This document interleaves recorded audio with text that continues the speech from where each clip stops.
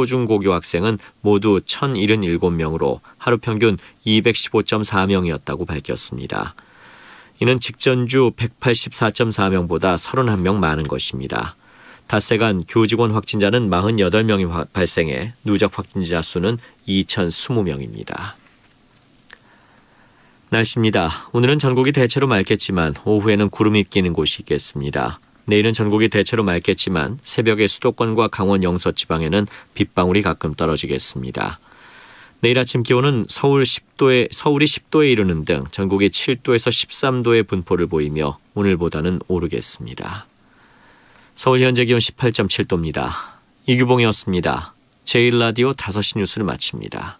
KBS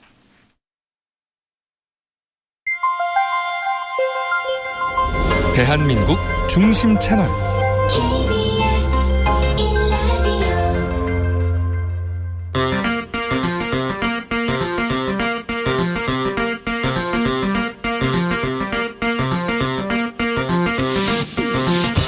주진우 라이브.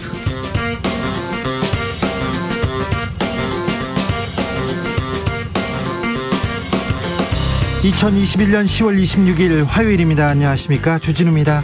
문재인 대통령과 이재명 민주당 대선 후보가 청와대에서 손을 맞잡았습니다. 이재명 후보는 문 정부의 일원으로 최선을 다해 반드시 희망을 만들어내겠다고 했습니다. 이 만남에 대해서 윤석열 국민의힘 후보는 이재명 후보가 문재인 정권의 계승자 한몸임을 선언하는 것이라고 질타했습니다. 그러자 이재명 후보 측은 윤석열 후보에게 고발 사주 의혹에 책임 있는 자세나 보이라고 받아쳤습니다. 최가박당에서 정치권 상황 짚어보겠습니다. 이재명 후보와 대선에서 붙을 때 윤석열, 홍준표, 유승민, 원희룡 후보 중 누가 가장 경쟁력이 있다고 생각하십니까? 국민의힘 경선 여론조사 문항이 이렇게 결정됐습니다. 홍준표, 유승민 후보는 웃었고 윤석열 캠프에서는 불만의 목소리 나오고 있습니다. 최근 이재명 후보에게 소시오패스 경향이 있다는 부인 발언을 공개한 원희룡 후보는 어떻게 생각하고 있을까요? 직접 들어보겠습니다. 제13대 대통령을 지낸 노태우 씨가 향년 89세로 숨을 거두었습니다. 북방정책, 남북한 유엔 동시가입 성과가 있었습니다. 하지만 5.18 민주화운동 당시 신군부 핵심 인물이었고 군사 반란을 주도한 혐의로 내란죄와 비자금 또 많이 챙긴 혐의로 징역을 살다가 사면으로 풀려나기도 했었습니다. 아들 노재현 씨는 아버지의 뜻이었다면서 광주를 찾아 사죄의 뜻을 밝혔지만 끝내 노태우 씨는 광주 시민에게 어떠한 사과도 없이 생을 마감했습니다. 공교롭게 10월 26일 박정희 전 대통령과 같은 날에 생을 마감했는데요. 이 노태우 씨의 평가에 대해서도 자세히 들어보겠습니다. 나비처럼 날아 벌처럼 쏜다. 여기는 주진우 라이브입니다. 오늘도 자중자애, 겸손하고 진정성 있게 여러분과 함께 하겠습니다. 10월 26일은 안중근 의사가 하얼빈 의거를 일으킨 날입니다. 112주기 기념식이 있었는데요. 안중근 의사는 1909년 동지들과 함께 손가락을 자르고 단지 동맹을 결성하고 일사보국을 맹세했습니다. 그리고 10월 26일 중국 하얼빈역에서 침략의 원흉이었죠. 이토 히로부미를 향해서 총을 발사해서 그 자리에서 숨을 끊어 놓았습니다. 그리고는 코리아우라 이렇게 만세, 대한독립 만세를 3번 외치고 체포되었죠. 이 시대의 영웅 안중근 의사의 정신을 되새기면서 오늘 방송 임하겠습니다. 어디에서 함께 주진우 라이브 함께하고 계신지 응답해 주십시오. 샵9730, 짧은 문자 50원, 긴 문자는 100원입니다. 콩으로 보내시면 무료입니다. 그럼 주진우 라이브 시작하겠습니다.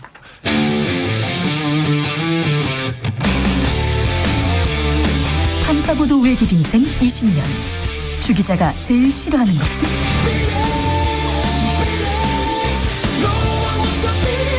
이 세상에서 비리와 부리가 사라지는 그날까지 오늘도 흔들림 없이 주진우 라이브와 함께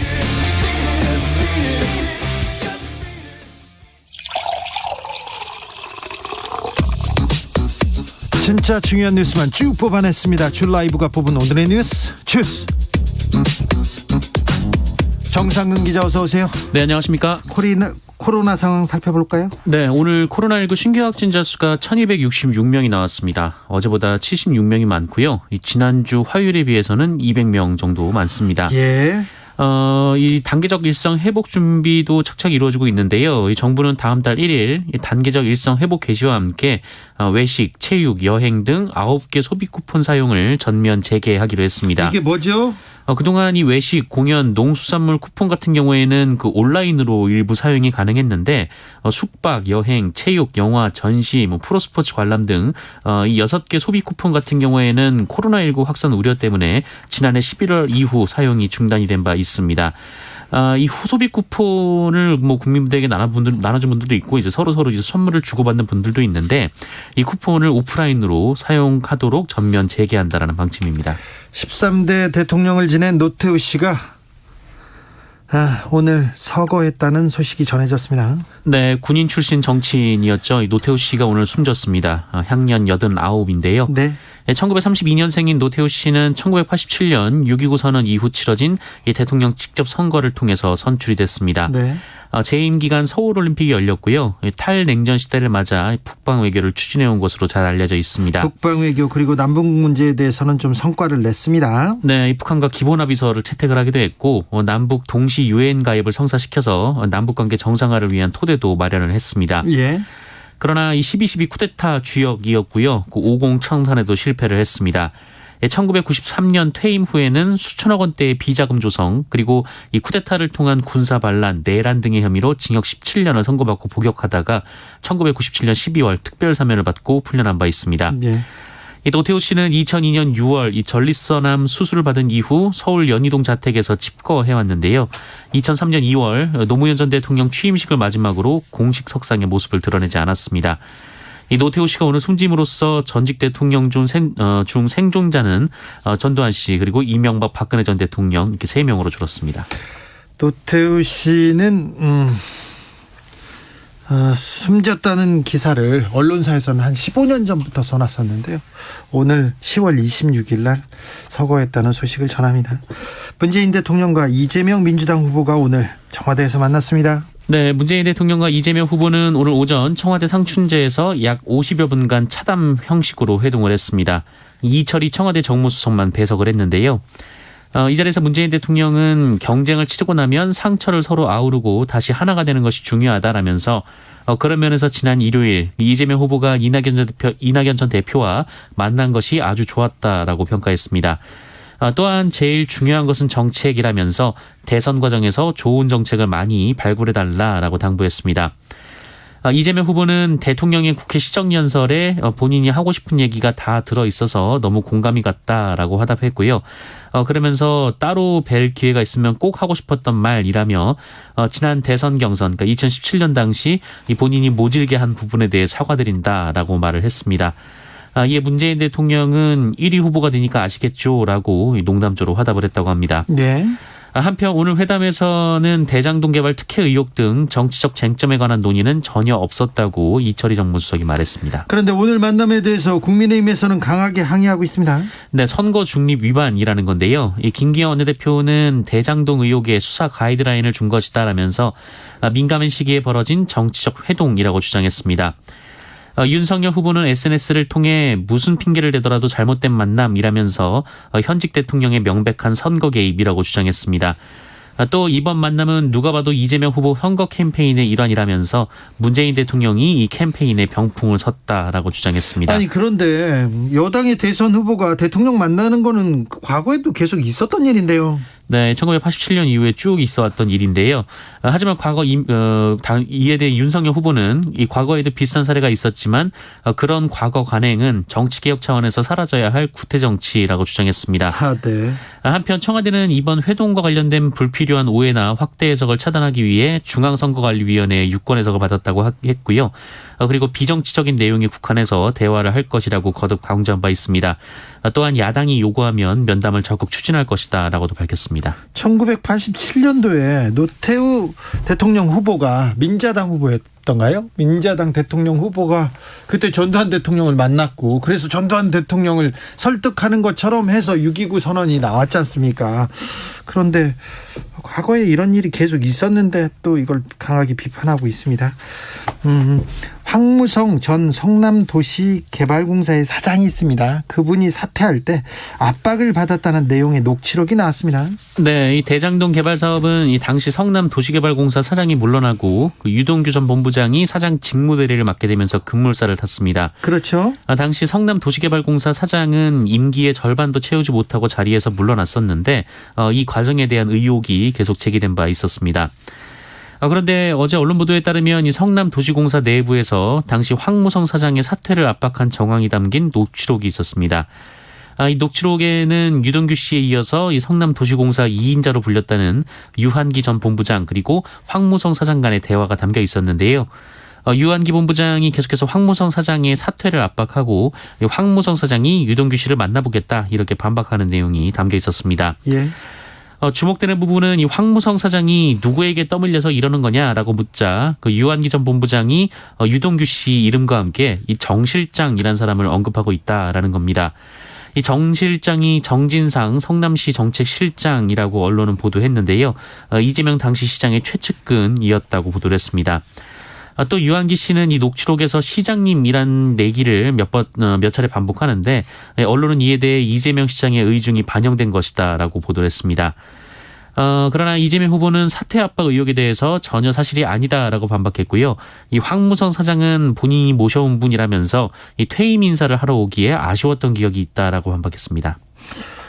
검찰이 이재명 후보의 성남시장 시절을 그 당시를 계속해서 수사하고 있습니다. 네, 대장동 개발사업 특혜와 로비 의혹을 수사하고 있는 검찰이 어제 성남시청을 다시 압수수색했습니다. 그리고 개발사업 당시 성남시장을 지냈던 이재명 후보의 이 전자결제 기록 그리고 이메일 기록을 확보했다 이런 보도가 나왔는데요. 또한 그 이재명 후보 측의 이 정진상 전 성남시 비서관과 관련된 기록들도 뽑아냈다 이런 보도도 나왔습니다. 민간 사업자의 초과 이익을 환수하는 조항이 사업 계획서와 협약서에 빠지게 된 경위 등을 파악하는 데 단서가 될 수 있을지 주목이 되고 있는데요. 하지만 그 이메일 보존 기간 자체가 3년이기 때문에 그 의미 있는 증거들은 이미 삭제가 됐을 가능성이 높다라는 분석도 나오고 있습니다. 곽상도 의원의 아들이 받은 50억 원의 퇴직금 법원이 이 사용을 못하게 동결시켰습니다. 네, 이 검찰이 곽상도 의원의 아들이 화천대유로부터 이 위로금 및 퇴직금 명목으로 받은 50억 원을 처분하지 못하도록 동결 조치했습니다. 예. 이 법원도 이를 인용했는데요. 이 동결 대상은 곽상도 의원 아들 명의의 은행 계좌 10개입니다. 기소 전 추징보전은 피의자가 불법으로 취득한 재산이나 이익금을 법원의 판결 확정 전에 처분하지 못하도록 하는 조치인데 이 법원은 곽상도 의원과 그 아들이 공모해서 특정범죄 가중처벌법상 뇌물 혐의로 볼만한 행위를 했다고 봤습니다. 네. 이에 기소 후 추징이 어렵게 될 것을 고려해서 기소 전에 이 추징보전 결정을 한 것으로 전해졌습니다. 기소 전에 또 다른 데로 돈을 이렇게 돌려놓지는 않았겠죠. 포르쉐를 타던데 그 부분도 또 그런 데에다 많이 쓰진 않았겠죠. 국민의힘에서 여론조사 룰을 합의했다고 합니다. 네, 여론조사 문구를 놓고 대선 주자들 사이에 첨예한 갈등이 있었는데요. 네. 국민의힘이 양자 가상 대결로 결론을 내렸습니다. 네. 국민의힘은 다음 달 5일 발표된 대선 후보 결정을 위해서 3일에서 4일 이 책임당원 자동응답 전화투표와 일반 시민 여론조사를 진행하게 되는데 네. 이 중에 일반 시민 여론조사의 룰이 결정이 된 겁니다. 이 부분에 대해서는 잠시 후에 원희룡 의원한테 자세하게, 원희룡 후보죠, 전 제주도지사한테 자세하게 물어보겠습니다. 손준성 검사 고발 사주의 핵심 의혹 인물입니다. 손준성 검사 오늘 영장 실질 심사가 있었습니다. 네, 공수처가 어제 이 손준성 검사에 대한 구속영장을 청구했다라고 밝혔습니다. 네. 이 손준성 검사가 수사에 협조해 줄 것을 요청했지만 계속 출석을 미루는 등 비협조적인 태도를 보였다. 이렇게 공수처는 주장했는데요. 네. 실제로 손준성 검사에게 공수처가 14일에서 15일 중에 나오라 이렇게 요구를 했는데 이 손준성 검사는 변호사 선임이 늦어지고 있다면서 22일에 출석하겠다 이런 입장을 밝힌 바 있습니다. 그런데 다시 또 11월 이후로 이 출석 시점을 미뤘는데요. 일각에서는 국민의힘 대선 후보 선출을 보고 출석하려는 건 아니냐 이런 분석이 나오고 있습니다. 예. 공수처는 손준성 검사에게 직권남용 권리행사 방해, 공무상 비밀누설, 선거방해, 공직선거법 위반, 개인정보보호법 위반 등의 혐의를 적용했는데요. 네. 오늘 영장실질심사에 출석한 손준성 검사는 영장 청구의 부당함을 판사님께 상세히 설명하겠다라는 짧은 입장을 밝혔습니다. 검사가 공수처의 수사를 계속 피했습니다. 거기다 녹취록과 핵심 증거들이 마구 나왔어요. 그래서 검사한테 가서, 검사 아닌 수사관한테 가서 정확하게 입장을 얘기했어야죠. 계속 미루고 피하다가 지금 영장을 치니까 억울하다 얘기하는데, 조금 왜 검사님이 법을 알면서 법을 이렇게 잘 안 따르는지 그런 것도 생각해 보게 됩니다. 그런데요, 고발 사주하고는 전혀 관련이 없다고 하셨는데 윤석열 후보 측에서 왜 이렇게 강하게 반발하고 있습니까? 왜 그렇습니까? 네, 윤석열 후보는 이 손준성 검사의 구속영장 청구에 대해서 이 공수처가 야당의 대선 경선에 개입했다라고 주장을 했습니다. 증거가 있다면 구속영장을 청구할 수는 있지만 이 주말에 영장을 쳐놓고 어제야 공개를 했다 이렇게 주장을 했고요. 이 경선 일정 때문에 시급히 조사를 해야 된다는 이 황당한 경선 개입이다라고 주장했습니다. 경선 개입이다, 대선 개입이다. 왜 상관이 없다고 하지 않았나요? 관련 없다고? 네, 윤석열 전 총장 캠프 측에서도 공수처가 정치적 중립과 적법 절차 원칙을 땅에 내팽개쳤다라면서 누가 공수처에 영장을 사주했나 이렇게 주장하기도 했습니다. 왜 그렇죠? 왜 화가 난 거죠? 잘 이해가 안 되는 부분입니다. 이재용 삼성전자 부회장 오늘 벌금형을 선고받았습니다. 네, 프로포폴을 불법 투약한 혐의로 재판에 넘겨진 이재용 삼성전자 부회장이 1심에서 벌금 7천만 원을 선고받았습니다. 이 서울중앙지법은 오늘 이재용 부회장의 마약류 관리법 위반 혐의를 유죄로 인정해서 벌금 7천만 원을 선고하고 1,702만 원의 추징을 명령했습니다. 예. 검찰의 구형과 같은 판결인데요. 재판부는 프로포폴은 다른 마약류 범죄와 마찬가지로 중독성과 의존성에 따른 폐해가 적지 않고 또 상습 투약을 엄중하게 제재할 필요성이 크다라면서 피고인의 사회적 영향력을 고려했을 때 준법 의식과 모범을 보여야 함에도 투약량이 상당히 많고 죄질이 가볍지 않다라고 지적했습니다. 아니 근데 죄질이 가볍지 않은데 왜 벌금형이죠? 다만 또 그런 얘기했죠. 다만 피고인이 이 사건 범행을 자백하고 있고 또 동종 범죄로 처벌받은 전력이 없으며 또 이미 판결이 확정된 뇌물공여 사건과 동시에 기소돼서 처벌을 받을 경우 형평을 고려해 형량을 정한다라고 양형 배경을 설명했습니다. 그러면서 건강하고 자녀들에게 부끄럽지 않은 모범적인 모습을 보여달라라고도 말을 했습니다. 네, 당부하겠습니다. 정부가 가계부채 대책을 내놓았습니다. 네, 지난 14일 전세대출과 잔금 집단대출은 가계대출 총량 규제에서 제외한 데 이어 내놓은 보완 대책인데요. 이번 대책의 핵심은 이 가계부채를 통제하고 앞으로는 갚을 수 있는 만큼만 빌려주도록 하겠다라는 것으로 요약할 수 있습니다. 갚을 수 있는 만큼만 빌려준다. 네, 구체적으로 보면 일단 대출자를 나눠서 이 DSR을 강화하는데요. 네. 이 DSR은 총부채 원리금 상환 비율인데 예를 들어서 DSR 규제가 40%라면 그 연 소득을 기준으로 5천만 원일 때 한 해 갚아야 할 모든 대출 원리금이 2천만 원 이하여야 한다. 여기까지만 빌려준다라는 겁니다. 네, 이제 이 DSR이 내려가면 이제 돈을 더 빌리기 어렵게 되는데요. 돈 빌리기는 어렵습니다. 갚을 수 있을 만큼만 빌려주도록 하겠다고 합니다. 정부가 유류세도 내리기로 했습니다. 네, 더불어민주당과 정부가 최근 유가급 등에 대응해 유류세를 20% 인하하기로 했습니다. 네. 당정은 다음 달 12일부터 내년 4월 30일까지 6개월 동안 휘발유, 경유, LPG 부탄에 대한 유류세를 한시적으로 인하하기로 뜻을 모았는데요. 이렇게 되면 휘발유는 리터당 164원, 경유는 116원, LPG 부탄은 40원 정도씩 내려갈 것으로 보입니다. 네. 또 같은 기간 액화 천연가스, LNG에 대한 할당 관세율도 현재 2%에서 0%로 내리기로 했습니다. 다음 달 12일부터 내년 4월 30일까지 6개월 동안 이렇게 내려간다고 합니다. 주스 정상근 기자와 함께했습니다. 감사합니다. 고맙습니다. 접종 완료님께서 또 하지 않을까요? 자신의 자산에 비해서 적은 액수이니까 모기에 물린 것 같은 양형 아닌가요? 이렇게 얘기합니다. 삼성전자 부회장님 얘기군요. 2444님께서는 안중근 의사 좋은 일을 한 사람은 못 살고 잘못한 사람은 잘 사는 이유가 뭘까요? 궁금합니다. 이렇게 얘기하는데 안중근 의사의 가족들은 고국에 다 귀국하지도 못하고 미국, 중국, 일본 그리고 우리나라, 북한에 이렇게 흩어져서 어렵게 사시다 가셨죠. 반면에 전직 대통령의 자식들은 굉장히 잘 살죠. 수천억 원, 80년대, 90년대 수천억 원의 비자금을 이렇게 가지고 있었습니다. 생각해 보세요. 그때 수천억이면 지금 수조도 훨씬 넘는 가치가 되지 않을까 그런 생각도 해봅니다. 1402님, 10월 26일 기억해야 될 게 많은 날입니다.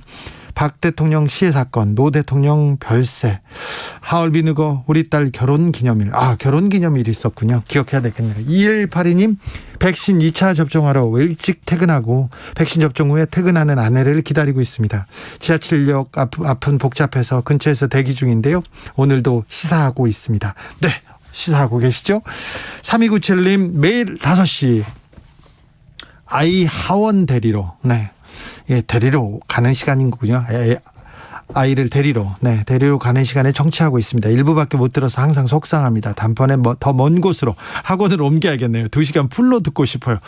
이것도 이건 좋은 방법이 아닌 것 같습니다. 유튜브에서 주진우 라이브 검색해서 들으시면 됩니다. 3351님께서는 아내하고 시장 가면서 듣고 있어요. 공기가 시원하면서 차가워요. 겨울에 문턱으로 들어가네요. 걸어가면서 듣고 있습니다. 가을 하늘 참 예뻐요. 가을날 참 좋습니다. 예쁩니다. 그러니까 좀 잘 즐기시고 하늘도 보시길 빌겠습니다. 네, 가을은 아깝습니다. 정말 아까우니까 보내지 말고 천천히 좀 느끼고 보고 그랬으면 합니다. 교통정보센터 다녀오겠습니다. 이승미 씨. 네, 이 시각 교통 상황입니다. 서울시내 북부간선도로 구리 방향으로 하월곡 램프 부근 1차로에서 사고가 났는데요. 이 사고 영향으로 내부순환도로 성수 방향으로도 정체입니다. 연희 램프에서 종암분기점 이후 북부간선도로 하월곡 부근까지 정체입니다. 강변북로 구리 방향으로는 고장난 차 여파로 방화대교에서 양화대교까지 밀리고요. 이후 마포대교에서 한남대교, 성수대교에서 영동대교 구간 밀립니다. 올림픽도로 하남 방향으로는 행주대교에서 월드컵 대교까지나 반포대교에서 영동대교 사이 정체고요. 수도권 제일순환고속도로 판교에서 구리 방향은 성남요금소 부근과 서하남에서 토평 쪽 정체입니다. 일산에서 판교 쪽은 자유로부터 송내까지 정체가 이어지고 있고요. 제2경인고속도로 인천 방향 먼저 산막에서 광명까지 밀리고 있고요. 서창분기점 2차로에서 화물차 관련 사고를 처리하고 있습니다. 1km 구간 여파받고 있습니다. KBS 교통정보센터였습니다. 주진우 라이브.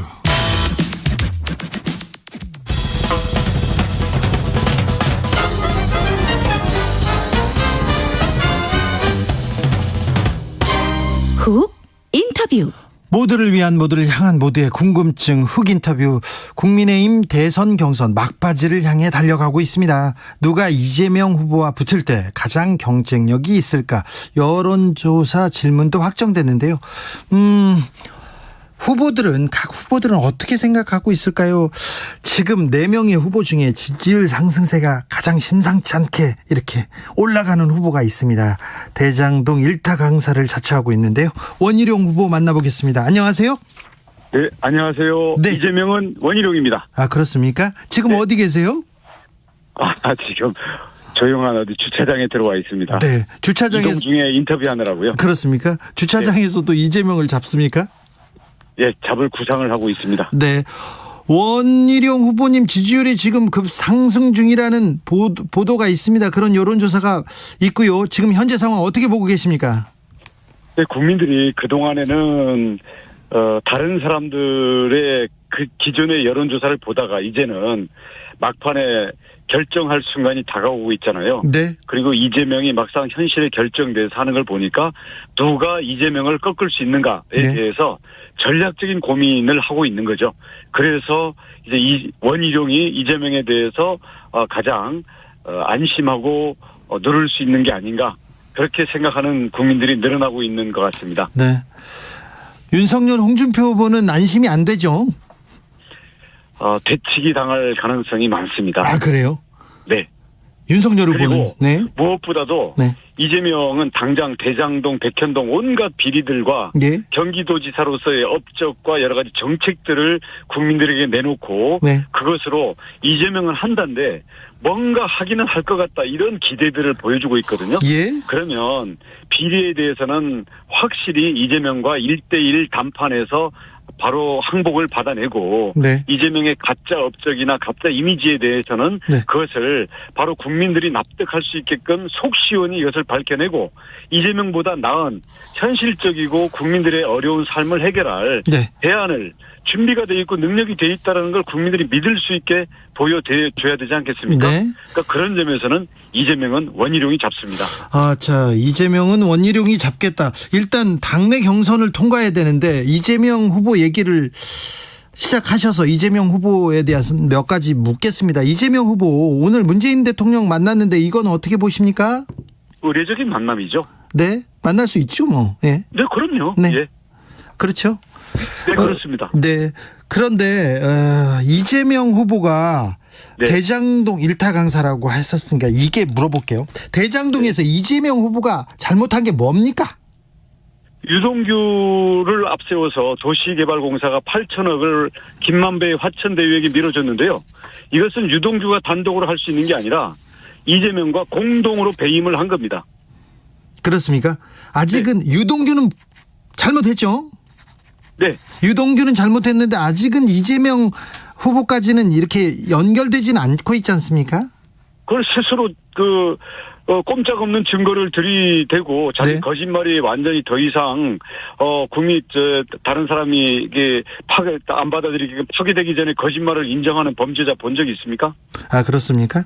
네. 자, 부인이자 정신과 의사인 강윤영 여사께서 이재명 후보는 소시오패스 전형이다 이렇게 얘기를 했는데 네. 이 논란이 뜨겁습니다. 어떻게 보고 계세요? 그 견해가 옳은지 아닌지는 저는 모르겠어요. 저는 정신과적인 전문 지식이 없습니다. 네. 하지만 그게 먼저 공격한 것도 아니고 네. 유튜브 방송하다가 예. 이재명 지사의 여러 형태들을 얘기하면서 그 진행자가 이렇게 되면 이건 이중이 인격적이고 그런 거 아니냐 물어보니까 예. 그런 행동 패턴에 대해서는 어떤 반사회적인 이런 쪽으로 분류한다 이런 얘기를 한 건데요. 네. 그 얘기 자체가 옳고 그런 걸 떠나가서 저는 전문가의 한 사람으로서 이야기할 수 있다고 보는 거고요. 네. 제가 우리 현근택 대변인과 이 설정이 됐던 것은 네. 그것을 놓고 학회에서 제명을 시키겠다 그러고요. 또 그 남편인 저보고 사과해라. 예. 이런 식으로 자꾸 고발하겠다 이렇게 해서 저는 지난번에 저 조세정책연구원 지역협회 반대하는 의견을 내니까 이재명 지사가 정색하면서 네. 그것을 잘라라 그렇게 막 난리를 치지 않았습니까? 네. 이렇게 해서 우리 민간의 전문 분야 국민들의 한 사람의 의견을 자기한테 불리하고 마음에 안 들더라도 존중을 하든지 최소한 자유를 보장해야지. 아니 이재명 캠프가 지금 무슨 그 권력이라고 네. 그걸 학회를 자르느니 많이 합니까? 아니 그런데 거기에다가 네. 예 이게 사생활인데 진단도 안 하고 얘기했으니 명예훼손으로 고소하겠다. 네. 그렇게 얘기하던데요. 4년 전, 5년 전에 박근혜 대통령 때는요, 후보 때나 대통령 때, 정신과 의사들, 온갖 오피니언 리더들 해가지고, 민주당 편에 있는 분들이, 박근혜 후보와 대통령에 대해서 온갖 정신병적인 명칭을 다 갖다 붙이고 책까지 내고요, 그걸로 방송까지 했습니다. 아니 근데 거기에 대해서 전문가들 한 사람 잘못됐다는 얘기 했나요? 전문가들 전문 의료인이 이렇게 네. 또 공개된 자리에서 이렇게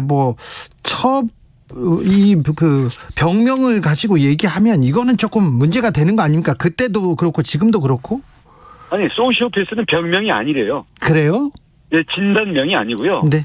그 진단에 들어가면 정확한 병명들이 따로 있고요. 네. 소시오패스라는 그거는 그런 것들을 통칭하는 좀 학문적인 분류라고 합니다. 알겠습니다. 그것도 잘 모르겠어요. 중요한 것은 네.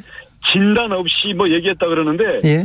진단 없이 자기 형을 강제 입원시키려고 시도했던 사람이 최소한 할 얘기는 아니죠. 자, 알겠습니다. 그런데 아이고 원희룡 항상 예의 바르고 이렇게 점잖고 이렇게 그런 사람으로 이렇게 그런 정치인으로 항상 평가받다가 생방송에서 현근택 대변이라고 고생호가고 삿대질하고 막 그랬는데 후보님 사실 조금 후회하죠. 뭐 이런 일이. 그건 죄송합니다. 그래요? 왜냐하면 그냥 평소에 제 모습을 보고 또 저는 공인이기 때문에 저는 화내는 거 처음 봤어요. 저에 대한 예측 가능한 기대치가 있잖아요. 근데 네. 저는요. 네.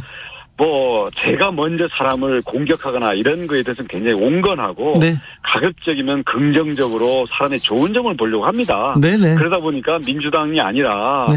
심지어는 정의당이나 사실은 북한 사람들하고도 제가 아주 부드러운 분위기로 잘 만나고 하는 사람인데요. 그런데요. 대신 저의 가치를 정면으로 짓밟거나 제가 지켜야 될 사람들에 대해서 그렇게 말도 안 되는 걸로 짓밟아 오면 네. 어떤 리액션은 저는 무한대로 가는 사람입니다. 알겠어요. 네.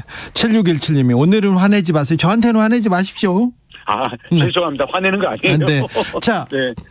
이재명 후보 지방자치단체장을 같이 했으니까 좀 보기도 했을 텐데 이재명 후보 장점은 안 보입니까? 장점은 너무나 뻔뻔하고 너무나 머리가 영악하다는 거죠. 그게 또 왜 또 장점을 얘기하라니까요. 자, 그럼 넘어가겠습니다. 윤석열 후보의 전두환 옹호 발언 역사 인식은 조금 문제가 있는 거 아닌가 이런 지적이 있습니다. 그리고 그 이후에 사과 해명 과정도 좀 논란인데요. 이 부분은 좀 문제가 있지 않나요? 정치인은요. 네.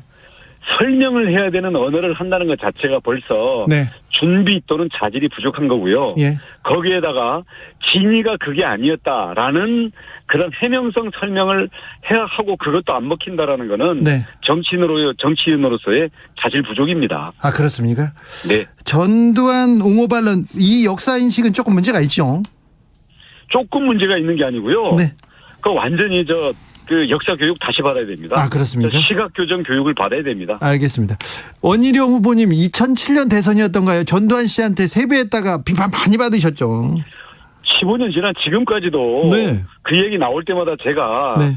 이제 정말 그 100배 사죄를 국민들한테 하지 않습니까? 사실 네. 그때 김영삼, 김대중 대통령한테 세배한 거에 대해서는 아무도 뭐 비판은커녕 얘기도 안 하더라고요. 네. 전직 대통령들 모두에게 오늘 노태우 대통령 돌아갔습니다마는 네. 노태우 대통령은 그때도 건강이 안 좋으셨어요. 네. 그래서 노태우 대통령한테는 세배를 못했고 네. 나머지 대통령들을 세배를 하고 거기서 특별한 무슨 얘기를 한 게 없어요. 찬양 발언을 한 게 없어도 네. 비판받고 국민들이 속상해하니까 15년이 지난 지금까지 그 얘기만 나오면 네. 제가 죄인 아닌 죄인으로 국민들께 사죄를 하고 있죠. 왜냐하면 네. 제가 국민들을 네. 정말 위로하고 격려하지를 못할 망정 네. 저 때문에 국민들 기억하기 싫은 기억을 되살려가지고 상처를 제가 아프게 할 필요가 없잖아요.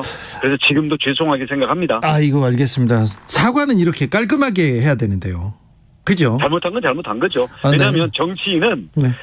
우리 국민들의 마음을 자기가 잘못 읽은 것도 잘못이라고 생각하거든요. 예.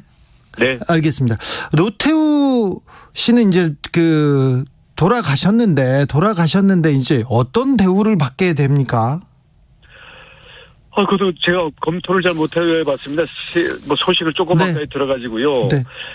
정상적이면은 당연히 국가 원수 대우 예우를 받아야 되는데 네. 지난번에 5.1 12.12 쿠데타랑 또 비자금 받은 것 때문에 또 재판받고 또 무슨 박탈당한 게 있잖아요. 네네. 그래서 그게 어떻게 되는지 그 법 규정에 따라서 하면 되지 않을까요? 알겠습니다. 윤석열 후보가 내리막이고 홍준표 후보도 대세가 나한테 왔다 이렇게 얘기하면서 윤석열 홍준표 후보 간 막말 배틀 계속 이어지고 있습니다. 이 배틀에 대해서는 조금 브레이크를 걸어야 될 것 같은데요. 어제 보니까 토론 때 보니까 둘 다 자제를 하던데요.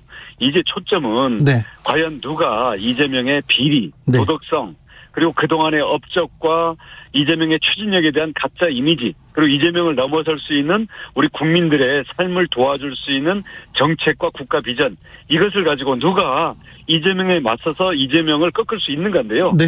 윤석열이다 홍준표다 이게 아니고 이재명은 원희룡입니다. 그렇습니까? 네. 법조인 출신입니다. 서울대 법대를 나오셨고 법조인 출신인데 고발 사주 의혹은 이거 심각한 문제가 되지 않을까요? 남김없이 철저히 수사해야 된다고 봅니다. 네. 증거에 의해서 사실관계가 확정되면 그거에 따라서 책임이 있으면 있는 대로 없으면 없는 대로 엄정하게 해야죠. 이걸 뭐 이쪽이다 해서 봐주고 저쪽이다 해서 없는 거 만들고 이렇게 해서는 안 된다고 생각합니다. 네. 만약 손준성 검사가 구속되고 여기 연루 의혹이 나오면 이거는 좀 심각한 문제 같습니다.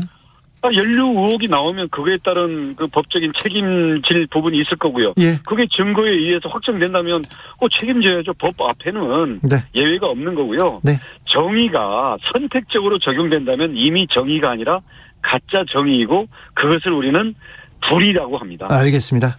경선 룰이 확정됐다고 합니다. 불만은 없으시죠? 불만은 있지만 승복하겠습니다. 그렇습니까? 네. 그렇습니다. 참 원희룡 참 좋은데 능력도 있고 똑똑하고 참 좋은데 왜 중진 의원들은 윤석열 후보한테만 갑니까? 아니요, 저를 돕는 의원들도 많이 있습니다. 그래요? 윤석열 후보는 처음부터 그 압도적인 1위의 지지율로 출발했지 않습니까? 예. 그래서 거기에 뭐 현실성을 따져가지고 될 만한 곳에 의지하고 싶은 게 인간의 심리니까 이해는 하는데요. 네.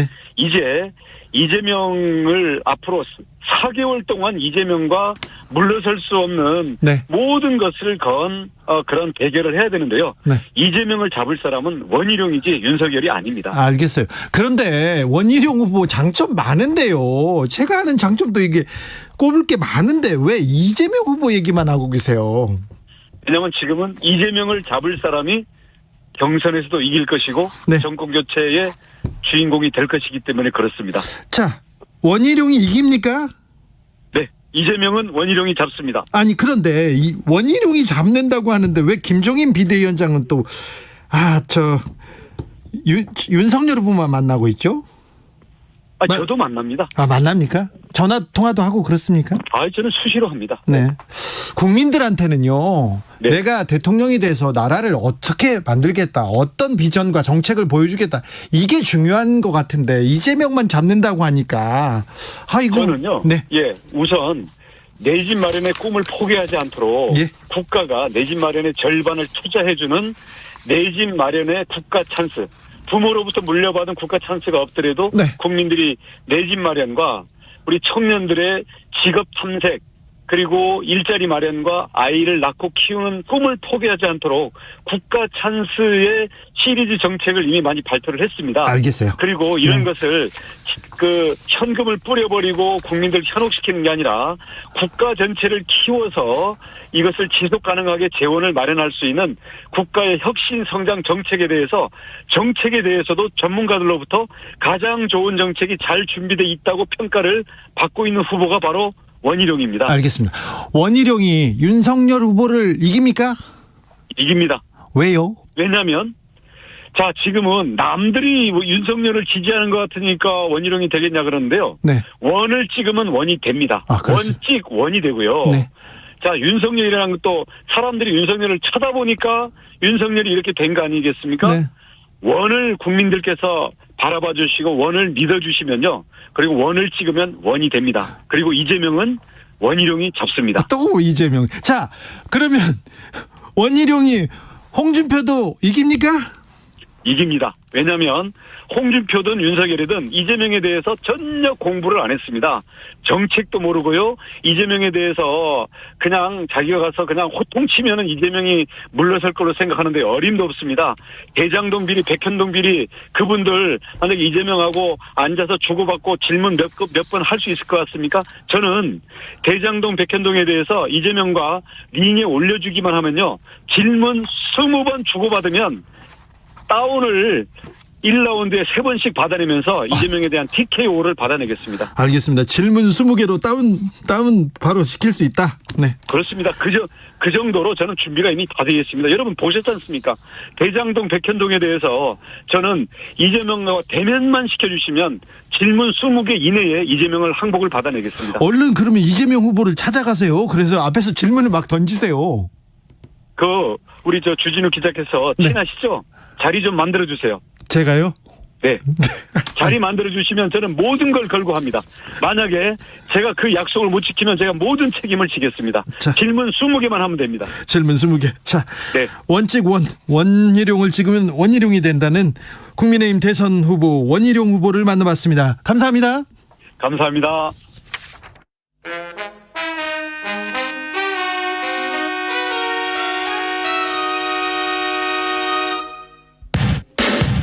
주진우 라이브 돌발 퀴즈. 오늘의 돌발 퀴즈는 객관식입니다. 문제를 잘 듣고 보기와 정답을 정확히 적어 보내주세요. 오늘은 안중근 의사의 하얼빈 일거 112주년이 되는 날입니다. 안중근 의사는 112년 전 오늘 만주 하얼빈에서 이토 히로부미를 처단한 후 사형 언도를 받았습니다. 그리고 리순 감옥 안에서 이 책을 쓰기 시작했는데요. 이 책은 원래는 5장으로 구성됐지만 사형 집행으로 일부만 작성된 채 미완성으로 남게 됐습니다. 안중근 의사가 남긴 글들을 통해 유추해보면 이 책에는 동양과 세계의 평화로운 사상을 담으려 했던 것으로 보이는데요. 여기서 문제. 이 책의 이름은 무엇일까요? 보기 드릴게요. 1번 동양평화론, 2번 서양평화론. 다시 한번 들려드릴게요. 1번 동양평화론, 2번 서양평화론. 샵9730 짧은 문자 50원, 긴 문자는 100원입니다. 지금부터 정답 보내주시는 분들 중 추첨을 통해 햄버거 쿠폰 드리겠습니다. 주진우 라이브 돌발 퀴즈 내일 또 만나요.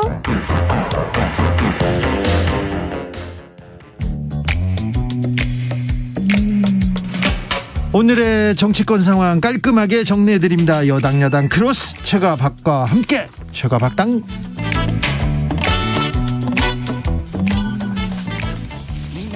여야 최고의 파트너입니다. 주진우 라이브 공식 대변인입니다. 두 분 모셨습니다. 박성준 더불어민주당 의원 어서 오세요. 네, 안녕하세요. 네, 안녕하십니까. 최영두 국민의힘 의원도 오셨습니다. 네, 안녕하십니까. 요새는 국감 때문에 바쁘셨죠? 예, 국감이 이제 끝났습니다. 그리고는 뭘로 바쁘십니까? 오늘 이제 저는 예결위원이어서 예. 오늘 예산 토론을 했습니다. 애정치에서. 예. 저 여당 의원님도 나오시고 저하고 또 우리 정의당에서 나오신 3분 의원하고 교수님 2분, 정부 그다음에 예산 정책처 해가지고 이거 주진우 라이브 가야 된다고 빨리 좀 마치게 해달라고 그래요. 네, 잘하셨어요. 저는 다음 주에 그 감사원장 최재 감사원장 후보자 인사청문회가 있거든요. 네. 그 인사청문회 오늘 회의 제가 인사청문위원입니다. 네. 회의하고 이제 지금 준비하고 있습니다. 네. 오늘 10월 26일입니다. 역사적으로 한국 현대사에 가장 뭐 중요한 일들이 있었던 날인데 오늘 또 노태우 전 대통령이 노태우 씨가 이렇게 숨을 거뒀습니다. 네. 좀 역사적인 날입니다, 오늘. 자, 오늘 청와대에서는 문재인 대통령과 민주당 이재명 후보 차담이 있었습니다. 이걸 뭐 예상은 했는데 중요한 시기에 만났는데 뭐라 말이 많습니다. 어떤 얘기가 오갔는지 일단 청와대 다녀오겠습니다. 네, 네. 이렇게 경쟁을 치르고 나면 그 경쟁 때문에 생긴 상처를 또 서로 좀 아우르고 다시 하나가 되는 게 중요한데 그렇습니다. 그런 면에서 1월 날 이낙연 전 대표님하고 해도 아주 좋았다고 생각합니다. 이재명 대표 후보님은 지난 대선 때 저하고 당내 경선에서 함께 경쟁했고 또 경쟁 마친 후에 또 다시 또 함께 힘을 모아서 함께 정권 교체를 해냈고 그동안 또 대통령으로서 또 경기지사로서 함께 이제 국정을 끌어왔었는데 이제 나는 이제 물러나는 대통령이 되고 많이 남았습니다. 이재명 후보께서 또 새로운 후보가 계셔서 여러모로 감회가 깊습니다. 어떻게 보셨습니까, 최영두 의원님? 그 빨리 우리 저 당 대표하고도 네. 1대1로 만나서 지금 특검 문제도 좀 상의해 줬으면 좋겠습니다. 우선에 12년 전인가요? 2012년이죠. 2012년에 당시 이제 여당 후보로 확정된 박근혜 후보하고 이명박 대통령 만날 때 그 당시 민주당이 했던 발언이 우리 야당 요번에 야당 발언한 거 보면 그건 뭐 아무것도 아니에요. 그때 뭐라고 했어요? 그때 내가 있었는데 어마무시한 말들 했습니다. 무슨 뭐 모의하느냐 뭐 하느냐 정권 연장 획책 뭐 하느냐 해서 민주당에서 많이 했는데 저는 뭐 야당이 그런 의심을 갖는 게 당연하다고 생각합니다. 예. 그리고 이제 왜냐하면은 지금 더군다나 이재명 후보는 대단히 죄송합니다만 국정감사의 질의에서 답변대 나왔지만 서울지검장이 했지만 지금 피고발 상태입니다. 피고발 상태고 해서 더구나 대통령께서 지난번에 이 대장동 사건을 엄밀하게 엄정하게 빨리 하라 그랬습니까? 해가지고 수사 중이고 어쨌든 검찰총장 경찰청장을 임명하는 임명권자인데 그분이 이제 이런데 더구나 비공개로 만났다고 하니 그런 일은 없어야겠지만 과거에 2012년으로 돌아가 보면은 야당의 그런 의심이 충분히 가능하겠구나 생각이 듭니다. 박성준 의원님. 2012년 얘기를 하시는데요. 이명박 당시 현 대통령이었고 그다음에 미래 이제 후보는 박근혜 후보였는데 네. 박근혜 후보가 아마 제안해서 만난 것으로 알고 있는데 2012년 당시는 뭐냐면 이명박 대통령이 2012년 4월 총선 이후에 식물 대통령이었습니다. 사실상. 네. 그러니까 박근혜 대통령의 힘이 가장 쏠렸을 때 당시에 이제 만났던 상황이었고 그러면서 이제 그 당시 이제 국민의힘 그러니까 전신이었던 새누리당의 이제 정권 재창출이 된 시기였고요. 이번에 이제 이재명 후보와 문재인 대통령의 만남은 민주당의 이제 핵심 가치라고 할 수 있지 않겠습니까? 민생이라든가 개혁, 이 평화와 관련된 부분들을 잘 수행해야 된다. 이런 역사적인 의미를 좀 부여했다고 좀 볼 수가 있을 것 같고요. 결국은 문재인 정부의 또 성공이 다음 민주당 정부의 성공이고 또 역사적인 어떤 과업들이 이뤄가는 과정이다. 이렇게 그런 만남으로 좀 평가를 해야 될 것 같습니다. 2012년 예. 이명박 박근혜 회동 이후에 국정원, 군, 경찰에 댓글 공작 계속 있었습니다. 그런 것까지 생각한다면 더더구나 이런 만남이 있어서는 안 되겠죠. 안 그렇습니까? 그렇습니다. 예, 왜냐하면은 그래서 지금 대통령이 다음 후보를 도와주기 위해서 무슨 수단을 다 쓰겠다 이렇게 나온다면 곤란한 일 아니겠습니까? 그러면 안 되죠. 예. 네.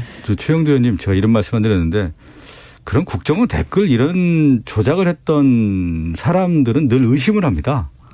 그런 생각을 갖고 있기 때문에 그래서 그런 만남에 대해서 강하게 비판했고 민주당의 문재인 대통령 이재명 후보가 지금 그런 민주주의 과장에 대한 것들을 몸소 다 실천했던 분들인데 다시 넘어가겠습니다. 다시 넘어가야 노태우 전 대통령이죠. 대통령을 지낸 노태우 씨가 숨졌는데 예. 이 부분에 대해서 당에서는 또 어떤 분위기입니까? 저는 당에서는 이야기 못 들었는데 사실 오늘 탭 집회 때문에 저는 개인적으로 생각합니다. 어쨌든 직선제위의 첫 대통령이었습니다. 네. 우리 한국 정치사에 특히 야당이 반성해야 될 게 많은데 야권 단일화 실패해가지고 YSDJ 단일화 안 되면서 어부지리로 사실은 됐던 겁니다. 당시 DJ는 DJ대로 계산을 사자필승론 운운했고 YS는 YS대로 참 이 큰 단합력을 못 받으셨고 JP는 어차피 따로 나갔고 이랬는데 그래서 직선이 대통령이 됐는데 저는 제 평가보다는 제가 특파원 할 때 돈 오브 더 오프라고 아주 유명한 워싱턴 포스트 언론이 있습니다. 한국에 대한 책도 많이 쓰셨죠. 많이 쓰고 또 우리 한국경제연구원의 이사장도 맡기도 하고 그러셨습니다. 했는데 그분이 말씀하시기를 그분의 투 코리아라는 책에도 많이 나와 있습니다. 한국에서 가장 저평가된 대통령이다. 왜냐하면은 북방과 남북 문제. 북방과 남북 문제. 그게 물론 그 당시에 보수 대통령이고 이런 분이 있기 때문에 북한 그리고 러시아, 중국, 남북이 동시에 유엔 가입도 했고 그렇죠. 일단 비핵화 선언도 했고 그런 것들 때문에 상당히 국제적으로는 특별히 그렇습니다. 외교에 대해서는 노태우 전 대통령을 평가하는 기류가 있습니다. 네. 저는 이제 노태우 전 대통령 관련된 것은 크게 몇 가지로 나눠볼 필요가 있을 것 같아요. 뭐냐면 과거에 이제 군사정부, 권위주의 정부에서 이제 민주정부로 넘어가는 시기에 있어서의 노태우 정부가 브릿지 역할을 했다. 다리 역할을 한 정부였다라는 거고요. 그러면서 이제 권위주의를 이제 청산하는 단계에 있었는데 저는 무엇보다도 노태우 전 대통령이 87년도에 대통령 선거할 때 슬로건이 위대한 보통 사람의 시대였거든요. 그 당시에는 권력이라고 하는 부분에서 어떤 압제라고 할까요? 제압하고 군림하는 형태였다고 하면 이제 군림했었죠. 그러니까 군림했다고 하면 이제 노태우 시대는 보통 사람의 시대가 열려야 된다라는 차원에서 큰 문을 열었다는 의미를 좀 부여할 수 있을 것 같고요. 크게 이제 대외 정책에서는 지금 최영도 의원님이 얘기했잖아요. 이제 북방 정책이라고 하는 부분에 있어서 실제 물꼬를 텄고 그 다음에 이제 90년대 들어서서 소련도 그렇고 개혁 정책이 이루어지지 않습니까? 그런 전 세계적 기류에 잘 대응을 했다라는 의미가 있고 국내 정책을 좀 하나 살펴볼 필요가 있을 것 같아요. 저는 매우 중요한 건데 6공화국이 들어섰지만 노태우 대통령과 전두환 대통령이 같은 육사 동기고 친구 아니었습니까? 그런데 5공이라고 하는 아주 실제 역사적인 어떤 문제가 많았던 정부에 대한 청산이라고 하는 절차를 실제 노태우 대통령이 했다. 그래서 네네. 역사한 매듭을 지었다라는 거고, 그 노태우 전 대통령은 전두환 대통령의 그 치적이 실제 문제가 많다라는 것을 규정한 겁니다. 역사적으로. 사실 50 청산을 하면서. 그것도 의미가 근데 있죠. 다시 지금 야당의 윤석열 후보가 50에 대한 부분을 칭찬하는 의미까지 갔다라고 하는 것은 이 노태우 대통령 오늘 돌아가셨기 때문에 제가 얘기하는 건데, 역사의 의식, 인식, 역사관을 우리가 어떻게 가져야 되는지 그 부분을 좀 살폈으면 좋겠다는 말씀으로 제가 매듭을 짓겠습니다. 자, 윤석열 후보의 전두환 옹호 발언, 이거 당내에서도 좀 영향을 미칩니까? 그 부분에 대해서는 어쨌거나 뭐 부적절하고 굉장히 부적절한 비유였다. 본인도 사과하고 했지만 네. 이준석 당대표가 그런 이야기를 했습니다. 굉장히 부적절했지만, 그러나 이것은 광주 5.18 정신을 훼손했던 과거 일부의 아주 심각한 잘못된 행동하고는 좀 다른 맥락이다. 뭐냐면은 뭐 권한 위임의 사례를 하다가 잘못된 이야기를 한 것인데, 뭐 그건 굉장히 잘못된 발언이죠. 정치적인 어떤 미숙함을 드러낸 발언이기도 한데, 우리 당은 그렇습니다. 지금 당에 가보면 당대표실에 이준석 대표 이야기했지만 전두환 노태우 사진은 없습니다.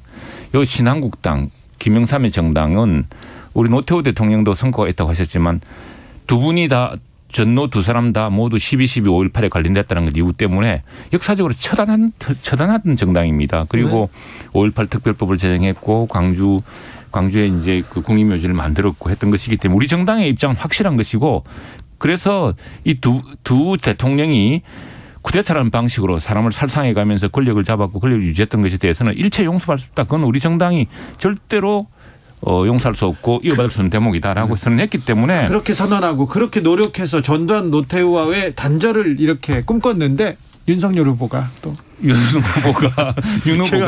후보가 근데 또 윤 후보 역사인식도 우리가 별다른 의심하지 않는데, 뭐냐면은 대학 때 그 5.18 나기 전이죠. 12.12 사건으로만 무기징역을 이제 선고했던 예비 법조인이었습니다. 네. 지금 이제 노태우 대통령 이제 그 별세 소식과 함께 제가 얘기를 하는 건데요. 윤석열 후보의 그것은 뭐냐면, 노태우 전 대통령도 제가 얘기한 것처럼 북방 정책이라든가 50 청산이라든가 위대한 보통 사람의 시대라는 것처럼 미래의 물길로 나가고자 하는 어떤 역사 의식이 있었던 대통령이었습니다. 그렇지만 윤석열 후보는 보면은 과거에 회귀하는 과거의 물결로 돌아가는 모습이어서 제가 그걸 지적한 겁니다. 최가박당 6시에 두 분과 다시 돌아오겠습니다.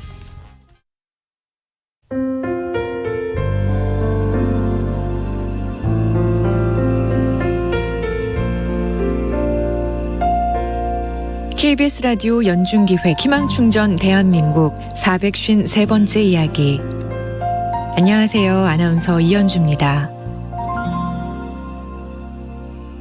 은희 엄마는 7살과 4살 그리고 7개월이 된 은희까지 세 딸을 지키기 위해서 이혼을 결심했습니다.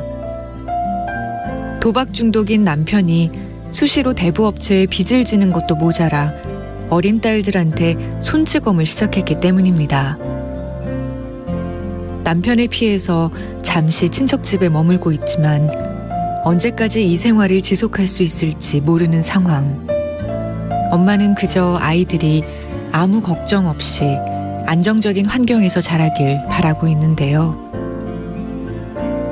이혼 숙려 기간이라서 한부모 혜택을 전혀 받을 수 없는 지금, 은희 엄마가 할 수 있는 건 아이들 곁에 있어주는 것뿐입니다. 은희네 가정이 더 이상의 아픔과 걱정 없이 따스함으로 가득 채워질 수 있도록 여러분이 지금 힘을 모아주세요.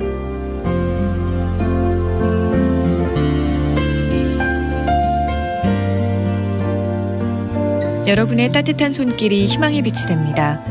ARS 060-700-1580 060-700-1580 한 통화 3,000원으로 희망을 선물해 주세요.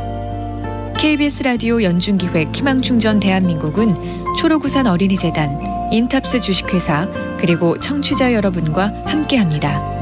ARS 060-700-1580 한 통화 3,000원입니다.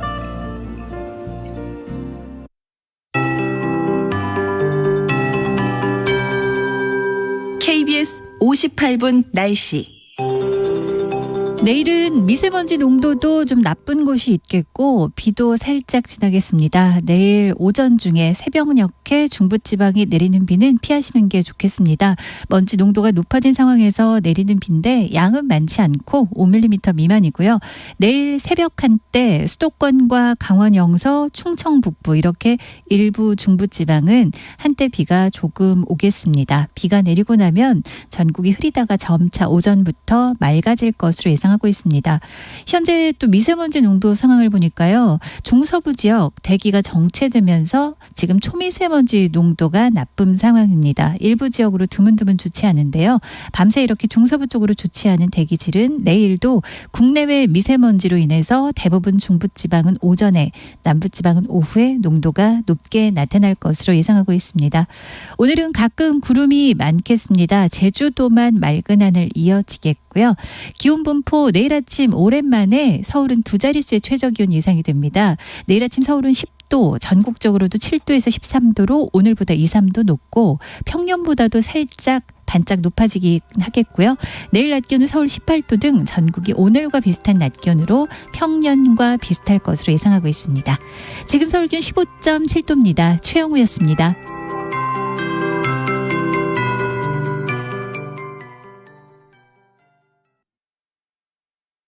정성을 다하는 국민의 방송 KBS가 6시를 알려드립니다.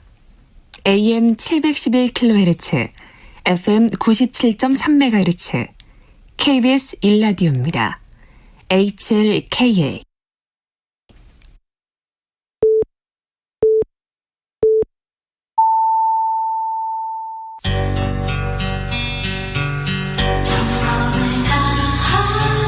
정성을 다하는 국민의 방송 KBS 주진우 라이브. 그냥 그렇다고요. 주진우 라이브 2부 시작했습니다. 지역에 따라 2부부터 들어오신 분들 계시죠? 지금 막 라디오를 켜신 분 계시죠? 어서 오십시오. 잘 오셨습니다. 못 들은 1부는 방송 끝나고 유튜브에서 주진우 라이브 검색하시면 들으실 수 있습니다. 라디오 정보센터 다녀오겠습니다. 조진주 씨. 문재인 대통령은 한국은 코로나 아세안 대응기금에 500만 달러를 추가로 공여해 아세안의 백신 보급 속도를 높이고 글로벌 공급망 안전을 위한 협력을 강화해 아세안 경제 회복에 기여할 것이라고 밝혔습니다. 제13대 대통령으로 내란죄를 선고받고 복역했다가 사면된 노태우 전 대통령이 오늘 사망하면서 그가 국가장이나 현충원 안장 같은 예우를 받을지 여부는 조만간 열리는 임시 국무회의 심의와 대통령 결정을 통해 가려질 전망입니다. 더불어민주당 송영길 대표는 노태우 전 대통령의 사망과 관련해 노소영 씨에게 따로 전화를 걸어 조의를 표했다고 말했습니다. 정의당은 노태우 전 대통령의 사망과 관련해 애도를 표하면서도 진정어린 참회도 없이 생을 마감한 고인에게 안타깝고 무거운 마음을 지울 수 없다는 입장을 밝혔습니다. 지금까지 라디오 정보센터 뉴스였습니다. 저가박당 박성준 최영두 박성준 두 의원과 함께하고 있습니다. 조혜숙님께서 윤석열 씨는 걔한테 사과를 했지 국민들에게는 제대로 된 사과를 하지 않았습니다. 이거 사과 문제는 좀 빨리 끝내고 넘어가야 될 텐데요. 이제 넘어가겠죠? 예. 그리고 이제 무엇보다도 일단 경선이 TV 토론이 끝난다 그랬습니까? 그러면 이제 다시 한 번 더 광주를 찾아서 그분 사과도 하고 또 그 전에 또 국민들에 대한 또 진지한 또 목소리도 또 내겠죠. 그럴까요? 네. 홍준표 후보와 윤석열 후보 이게 부인 얘기 나옵니다. 개 사과 사진 논란이 있고 막 하면 지각시는 안 나오고 계속 얘기 나오는데 이게 거의 막말 배틀까지 갔어요. 이 부분은 조금. 그래서 제가 지난 일요일 날 이런 식의 분위기는 굉장히 위험해서 이제 4강 후보들한테 제가 뭐 특정하지는 않고 네. 정말 곤란하다. 이 레드라인 넘어서고 있다 지금. 네.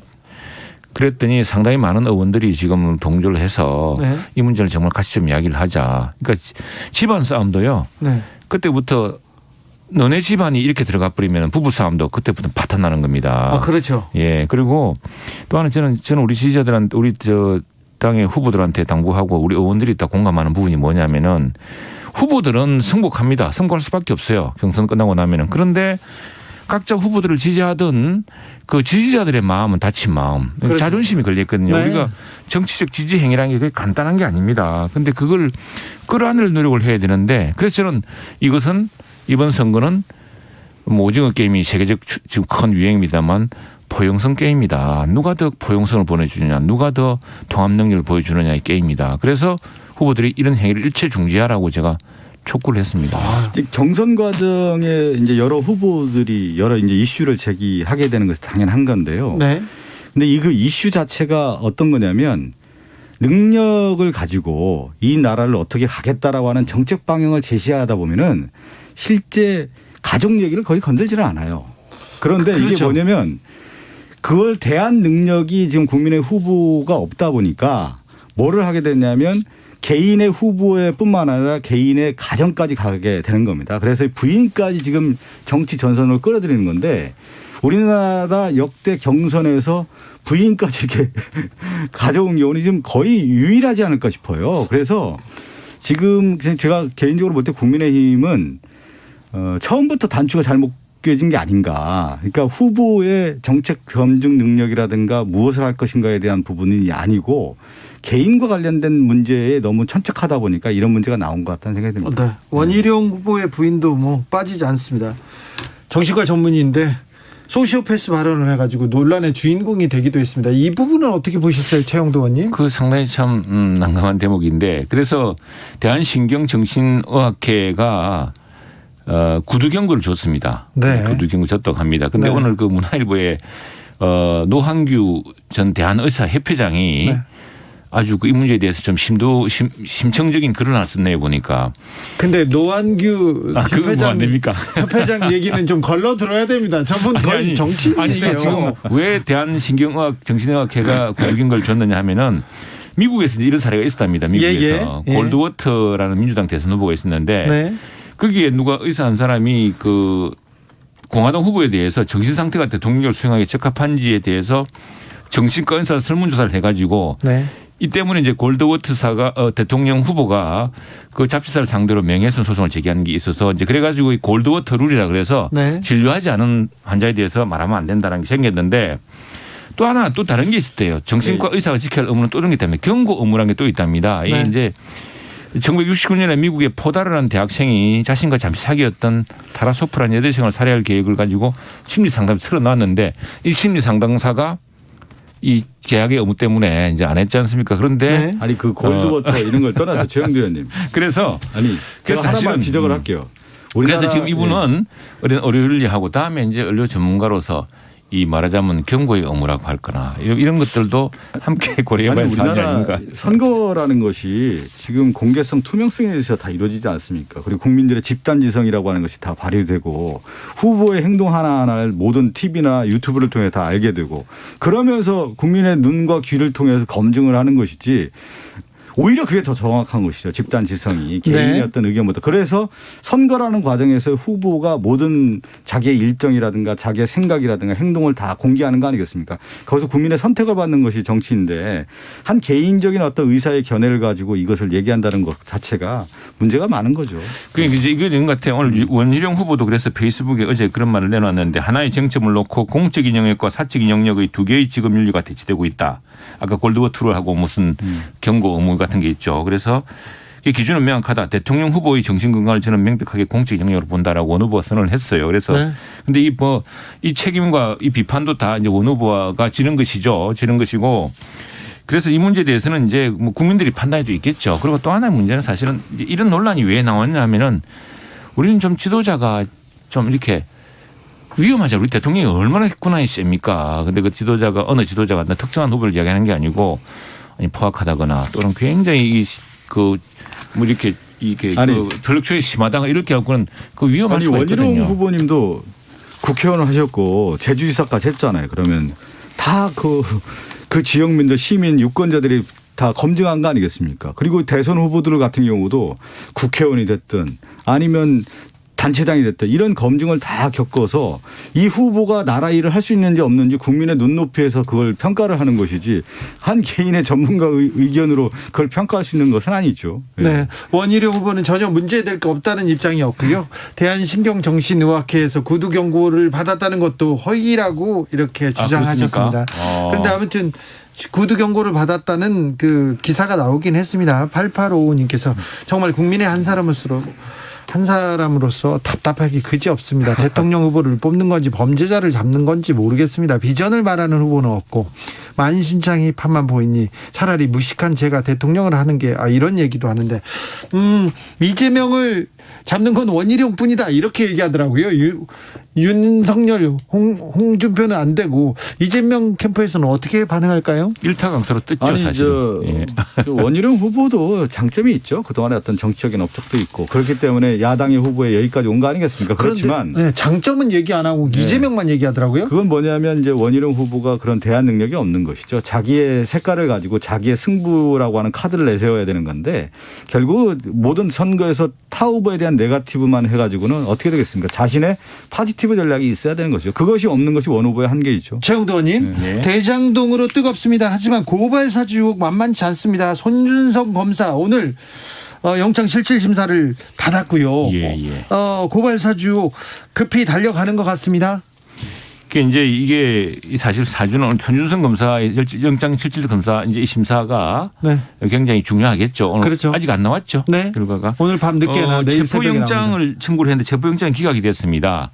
그래서 지금 이 손준성 검사는 자기가 11월 1일인가 출석하겠다고 이야기했는데 이제 공수처가 이런 걸 보냈다 그래요. 공수처가 문자로 구속영장 청구 전날인 22일에 국민의힘 경선 일정 등을 고려해서 조속한 출석 조사가 필요하다는 문자를 보냈다고 합니다.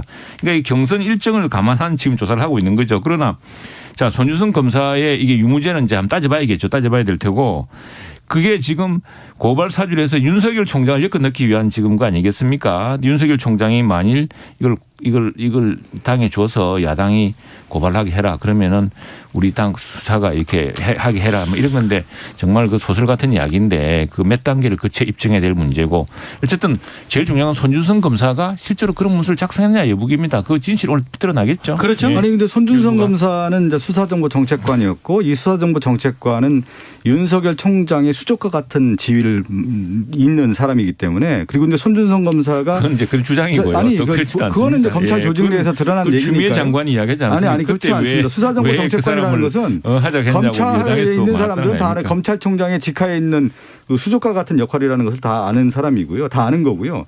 손준성 검사는 지금 고발 사주와 관련된 핵심 인물이고 정치적 중립성을 지켜야 할 이 검사가 고발장을 작성해서 누구에게 전달했습니까? 당시 미래통합당 후보였던 김웅 의원에게 전달했고 김웅 의원이 그 고발장을 미래통합당 법률지원단장인 정점식 의원에게 전달한 내용들이 지금 그대로 드러나고 있지 않습니까? 그 과정은 다 살펴봐야 되고 그 과정들에 대한 것들이 나왔기 때문에 명백한 증거가 나왔기 우리 때문에 야당 의원으로서는 누구든 그 입증 그게 무슨 무슨 비리 제보가 있으면은 비리 제보에 대해서 그 제보를 처리한 절차가 있는 겁니다. 그 절차에 따라서 정점식 의원이든 그다음에 김웅 의원이든 했을 수가 있는 것이고 제일 핵심은 실제로 손준성 검사가 누구의 지시를 받고서 이런 일을 했느냐를 이제 오늘 공수처가 입증해야 될 겁니다. 만약 검사가 야당 의원한테 고발장을 이렇게 써주고 야 고발해줘 그러면 우리가 수사할게 이렇게 됐다면 굉장히 심각하지 않습니까? 그런 소설 같은 이야기죠. 상식적인 얘기를 좀 드리면 왜냐하면 당시에 과연 그 윤석열 총장이 수족이 있는 시기였느냐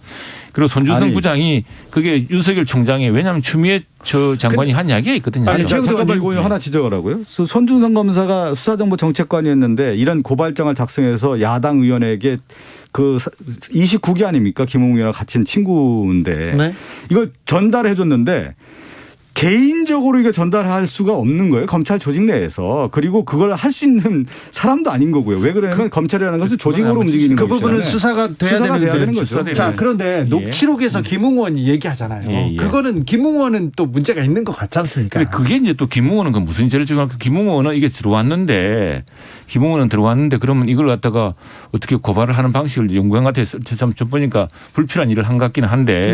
그런데 이제 자 이게 뭐냐면은 손준성 검사든 누구든 이게 업무방해가 돼야 됩니다. 그러니까 의무에 없는 일을 상하관계 있는 사람이 시켰다는 것이 되는 거지. 이 고발 사주 자체가 범죄라는 것이 모든 사람은 누구의 비리라든가 고발할 의무가 있고 권리가 있습니다. 그런데 이게 검사가 했다는 것이 아니 검사가 이 공공의 이익을 위해서 일해야지 왜 이렇게 하느냐 이렇게 된 건데 그러면은 이 고발 사주의 핵심이 뭐냐면 그래서 이제 윤석열 당시 이 양반이 그 자기 저 밑에 있는 손준성 검사한테 시키고 그게 이제 그 말하자면 업무방해 같은 거. 왜냐하면 의무가 없는 일을 시킨 것이다라는 것인데 그걸 입증해야 됩니다. 입증해야 되고 근데 그 당시 상황을 보자면은 자, 이거는요. 다 그 수족이 잘려가지고 뭐 거의 뭐 업무 배제됐을 때 총장이 그런 일을 했을 수 있겠느냐. 그 당시 2020년 4월 3일, 4월 8일 날 고발장이 이제 작성이 되는 건데 그 당시 고발장이 내용이 뭐였냐면 여권 정치인과 윤석열 전 총장과 윤석열 총장의 가족들에 대한 비리 의혹에 대한 부분을 언론에서 제기했던 언론인에 대해서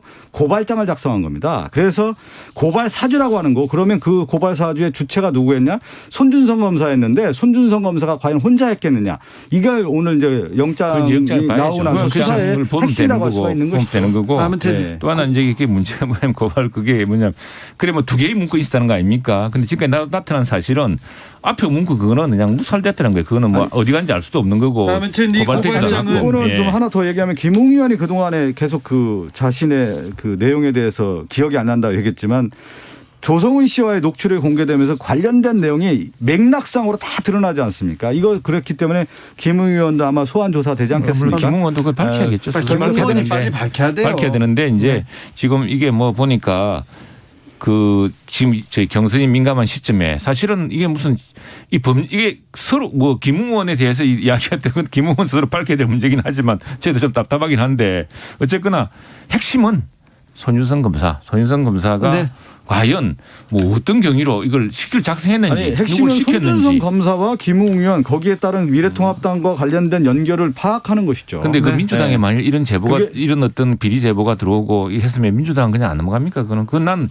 비리 제보 절차는 그건 뭐 어쩔 수 없는 건데. 그런데 과연 이걸 굉장히 누가 위험한 만들었냐. 발상인 것이 지금 그렇게 얘기하는 게 위험한 게 이 문제에 대해서 검찰에서 고발장을 작성했다라는 것이 굉장히 큰 문제인 겁니다. 이게 그래서 고발장이 작성됐는지를 따져봐야지. 지금 의혹이죠. 자, 만약에 검사가 고발장을 만들거나 관여했다면 그건 문제잖아요. 검사가 누가 그걸 시키고 누가 했느냐. 아니 만든 것 자체도 문제인 것이죠. 그렇죠. 뭐 그거야 뭐 아무튼 자기 의무에 없는 일을 자기가 했느냐. 그럼 자기 스스로 했느냐. 그 당시는 또 총선 전했기 때문에 총선 관련된 선거에 개입 사건 여기서 정리하겠습니다. 큰 소설이에요 이게. 네, 두 분이. 윤석열은 그 당시 힘도 없는 사람이었어요. 김웅 의원의 말에 의하면 공공의 이익이 아니라 특별한 윤석열의 이익을 위해서 고발장이 작성됐습니다.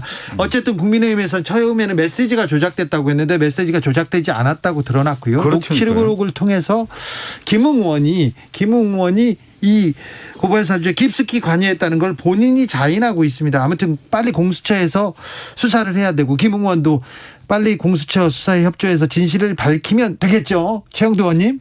예. 국가 원칙에 따라 수사하면 됩니다. 그렇죠. 뭐 야당의 경선 일정을 고려해서 지금까지 뭐 하다가 벌써 이게 조사된 게 뭐 8월 말부터 아닙니까? 그러니까 손준성 검사가 왜 조사를 안 받고 계속 미뤘을까요? 아니요. 다 줬죠. 다 줬고. 손준성 검사가 제대로 검사로서 응하진 않았죠. 조사에 대해. 그만하겠습니다. 네. 이제 가세요. 네. 제가 박당 박성준, 최영두 박성준. 경선 앞두고 이게 뭐 하십니까 이게. 감사합니다. 특검 빨리 합시다. 특검. 대장동. 감사합니다. 정치 피로, 사건 사고로 인한 피로, 고달픈 일상에서 오는 피로. 오늘 시사하셨습니까? 경험해보세요. 들은 날과 안 들은 날의 차이. 여러분의 피로를 날려줄 저녁 한 끼 시사. 추진우 라이브.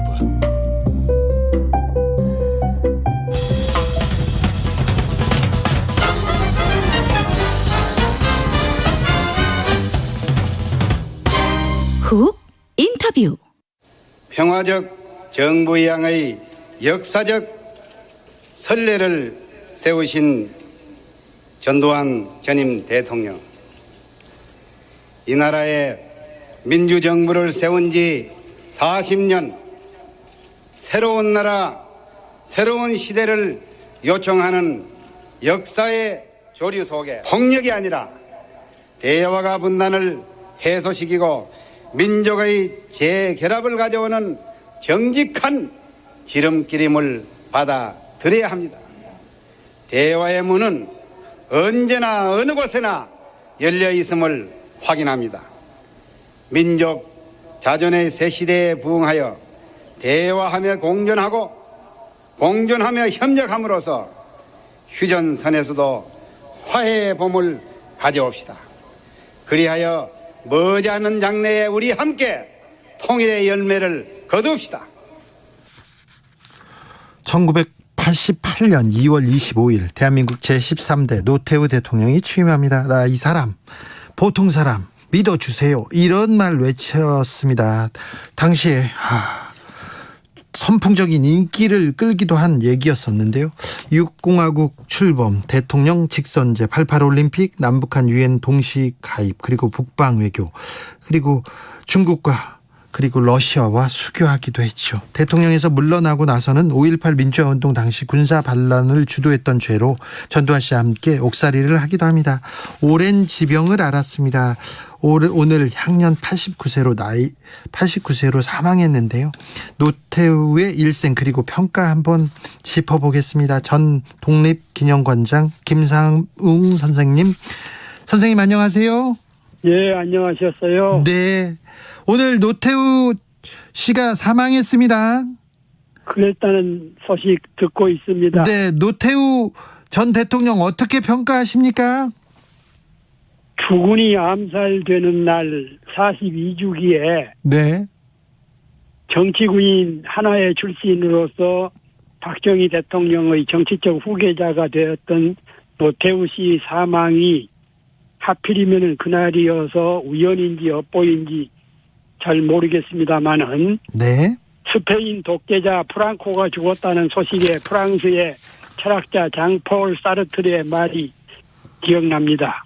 사르트르는 르몽드지에 기고한 글에서 저런 살인마가 어떻게 자기 침대에서 죽다니 라면 개탄했다고 하지요. 예.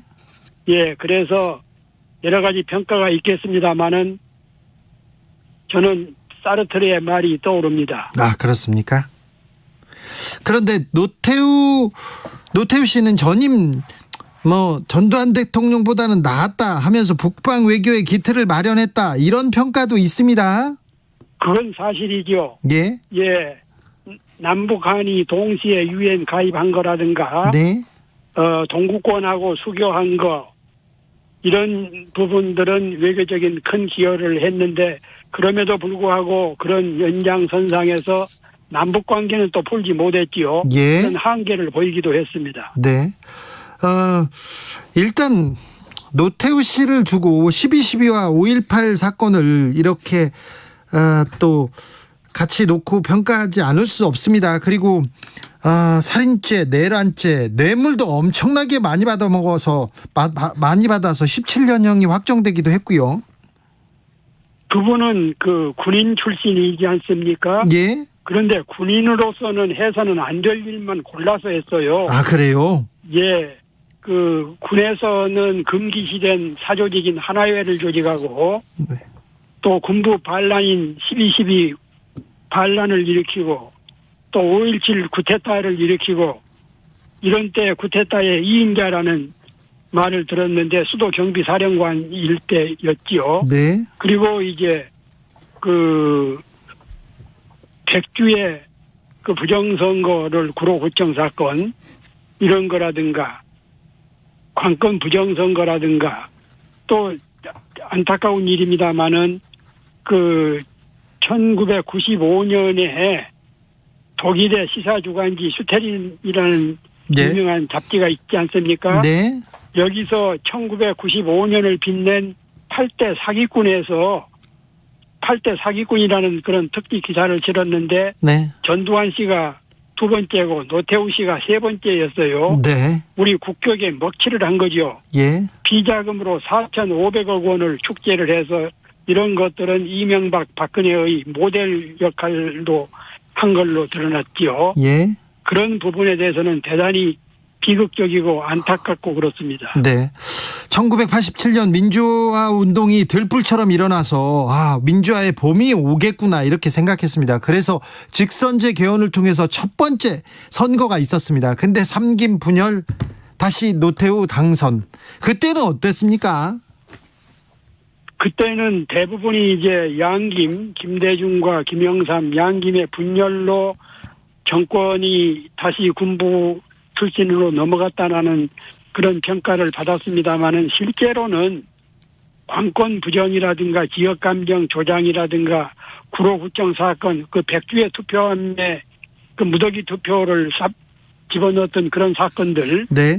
이런 부분들을 종합한다 그러면은 양김의 분열도 문제지만 관권 부정 이런 것들이 원천적인 원인이라고 저는 생각을 하고 있습니다. 부정선거 때문에 당선됐다고 이렇게 보시는군요, 선생님께서는. 예, 그렇죠. 네.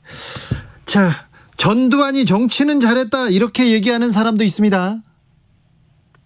우리 현대사가 나락에 빠져들어가는 것이 아닌가 모르겠습니다. 네.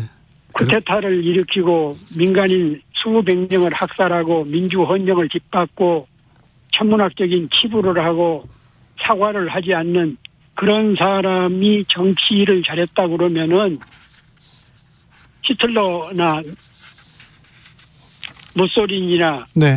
일본의 도조 히데키가 정치는 잘했다고 하는 그런 그 제국주의자들의 생각하고 거의 진배 없는 것이죠. 네네. 우리 국민들이 너무 순진한 건지 아량이 넓은 건지 역사 의식이 부족한 건지 판단이 잘 안 섭니다.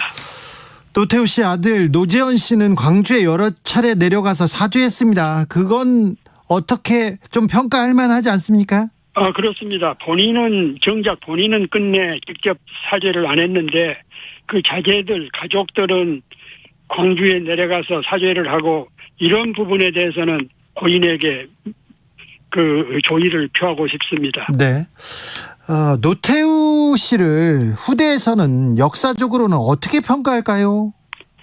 사필이 엄격하다 그러면은 시비 곡직을 제대로 가려야 되고 공과를 공정하게 기록해야 되는데 그러나 무엇보다도 쿠데타를 일으키고 헌정을 짓밟고 부정선거를 하고 민주화를 짓밟고 국민 수백 명을 학살하고 그런데 그 기여한 그런 부분에 대해서는 빠져서는 안 되겠죠. 그런데 우리 국민의 정서 중에는 고인이 되면은 생전의 죄상을 덮어주고 미화시키는 것을 미덕인 것처럼 인식을 하지요. 예. 그러다 보니까 악업이 계속되고 역사가 방향성을 상실하고 오늘날 그 윤모 씨 같은 망언이 되풀이 되는 그런 현상이 나타난 것 같습니다. 알겠습니다. 잘못한 건 잘못했다고 죽었어도 잘못했다고 얘기해야 됩니까?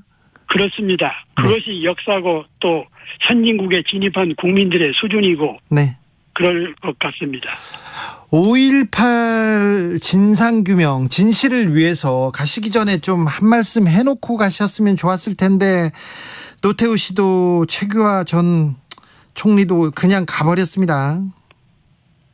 그런 부분이 참 아쉽고 역사가 제대로 단죄를 못 해온 그런 상태에 있다 보니까 본인도 끝내 자발적이었는지 지시였는지는 몰라도 자제들이 현재 광주 현장에까지 여러 차례 가서 사죄를 하고 그런 마당에 본인이 돌아가시기 전에 운명하시기 전에 그 직접 광주 영령들 5.17 사태 12.12 이런 데 대해서 역사 앞에 진솔하게 사과를 하고 눈을 감았다 그러면은 그런 나름대로 평가를 받을 수 있었지 않았을까 싶은데 그 부분도 참 아쉽기도 하고 안타깝기도 하고 그렇습니다.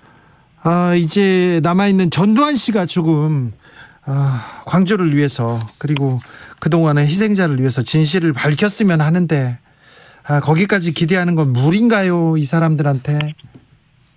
노태우 씨보다는 더 죄가 무거운 그야말로 주범이고 주도자인데 지금까지 엉뚱한 소리를 하고 또 그 역사 현장과 사실을 외면한 걸로 봐서는 기대하기는 어려울 것 같습니다. 네. 또다시 그 장폴 사르트르의 르몽드지에 기고했던 그 대목이 생각납니다. 저런 살인마가 어떻게 자기 침대에서 죽다니. 알겠습니다. 4997님, 네. 그런 그 내용이 알겠습니다. 되새기겠습니다. 네. 4997님께서 우리 국민들이 순진한 건지 너무 공감합니다. 너무 아량이 많습니다. 이렇게 얘기합니다. 선생님 말씀 감사합니다. 예, 감사합니다. 건강하십시오. 김삼웅 선생님이었습니다. 교통정보센터 다녀오겠습니다. 이승미 씨. 네, 이 시각 교통 상황입니다. 서해안고속도로 서울 방향 퇴근 정체 서평택 분기점부터 지금 시작이 되고 있습니다. 8탄 분기점까지 16km 구간에서 밀리고요. 또 비봉에서 용담 터널까지나 광명역에서 금천 쪽으로도 정체되고 있습니다. 서평택 분기점에서 이어지는 평택 시흥고속도로 시흥 방향은 조암에서 송산 휴게소 쪽으로 14km 구간 막히고 경부고속도로 서울 방향 안성 분기점에서 남사 부근까지 밀립니다. 기흥 동탄에서 수원 사이로도 정체가 되고요. 판교 부근과 양재에서 한남까지도 속도 내기 어렵습니다. 수도권 제일순환고속도로 경기 북부권 정체가 긴데요. 구리에서 일산 방향으로 별내에서 사패산 터널까지 정체고요. 반대 일산에서 구리 방향으로는 통일로에서 의정부까지 밀립니다. KBS 교통정보센터였습니다.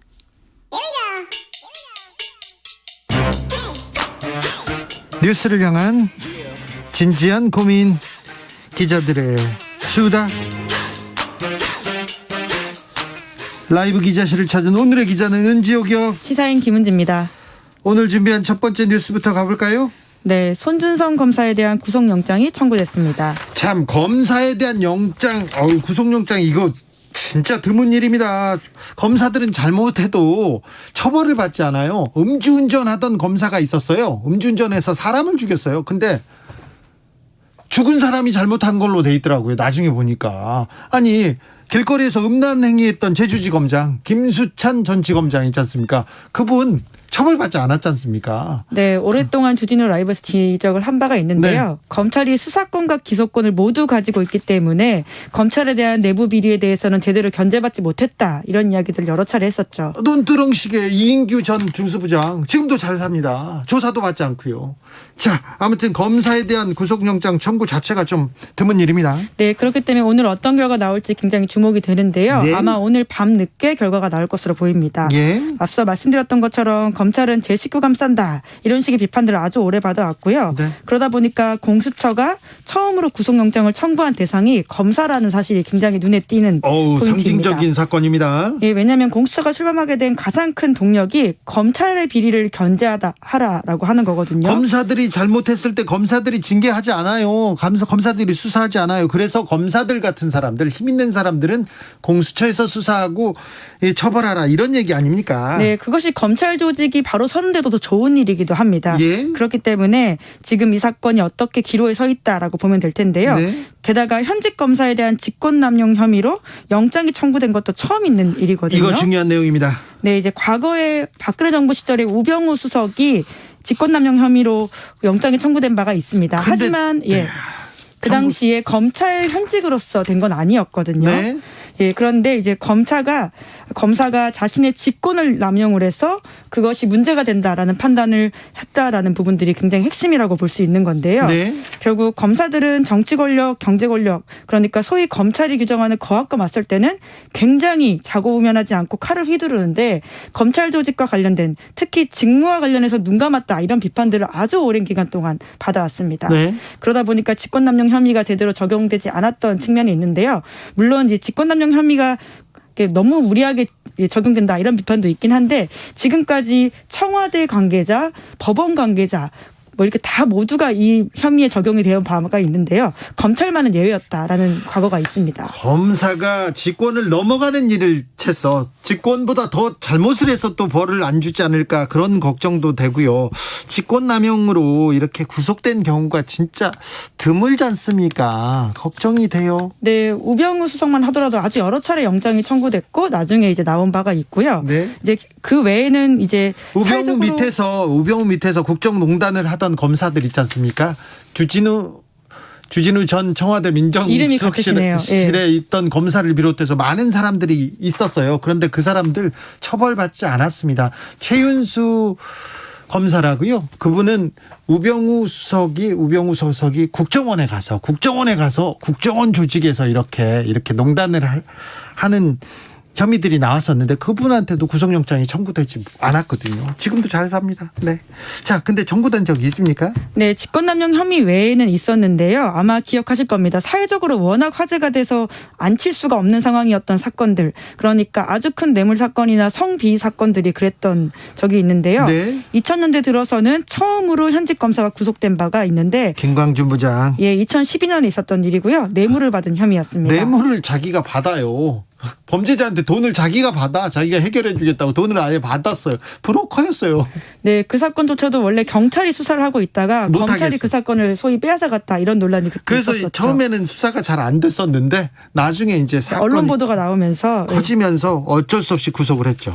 네, 뿐만 아니라 고교동창 사업가로부터 뇌물을 받은 김형준 부장검사가 2016년에 구속된 바가 있고요. 예. 또 같은 해에 주식 대박 의혹을 받았던 진경준 전 검사장도 뇌물 혐의로 구속된 바가 있습니다. 네, 그 사람들 참 구속으로 가는 길이 이렇게 엄청 복잡하고 길었습니다. 처음에는 절대 처벌하지 않았어요. 네, 그리고 2018년에는 같이 일하는 직원을 성추행한 혐의로 긴급 체포됐던 현직 부장검사가 구속된 일도 있었고요. 예. 그러니까 이처럼 국민적 분노가 너무 커서 어떻게 할 수 없는 상황일 경우에는 구속이 된 바가 있는데요. 하지만 그것이 조직이나 시스템의 문제라기보다는 검찰에서는 개인의 비리로 한정했던 적들이 많았습니다. 네, 그리고 또 여론이 들끓지 않으면 국민들이 화내지 않으면요 그냥 막 지나가는 경우가 많았습니다. 신용호님께서 검사들은 정말 대한민국에 살기 좋아요. 좋아. 그러니까요. 검사로 살면 참 살인 면허를 받은 건가요? 이게 007도 아니고 이게 뭔지 검사들이 벌하지 않으면 전혀 속박받지도 않습니다. 1431님 밑줄짝 별 2개 돼지꼬리 땡땡 하면서 중요한 일입니다. 검사도 죄 지으면 벌 받아야 됩니다. 벌 받아야 됩니다. 만약에 손준성 검사가 고발장을 써서 야당 정치인한테 주고 다시 고발해달라. 그럼 우리가 처벌하겠다. 이건 엄청난 범죄지 않습니까? 네, 거꾸로 생각해보면 굉장히 쉬운데요. 만약에 손준성 검사가 현재 여당 의원한테 그렇게 이야기를 하면서 그 고발 대리를 야당 의원한테 했다라고 생각한다면 지금 똑같이 검찰과 야당 반응이 나올까라는 생각을 해보면 될 것 같습니다. 네, 지금 아마 구속됐을 수도 있다고 생각하는 분들도 많을 거예요. 자, 다음 뉴스로 가볼까요? 네, 국민의힘 대선 경선 후보 선출 막바지에 이 문제로 삿바 싸움이 있었습니다. 어떤 문제였습니까? 네, 여론조사 방식을 두고 한참 싸웠었는데요. 네, 이거 가지고 아주 치열하게 다퉜는데 거의 결론은 나왔죠? 네, 그러니까 이재명 후보와 더불어서 누가 경쟁력이 있냐 이 문제로 사실상 홍준표 후보 쪽 주장을 들어준 것으로 보이는데요.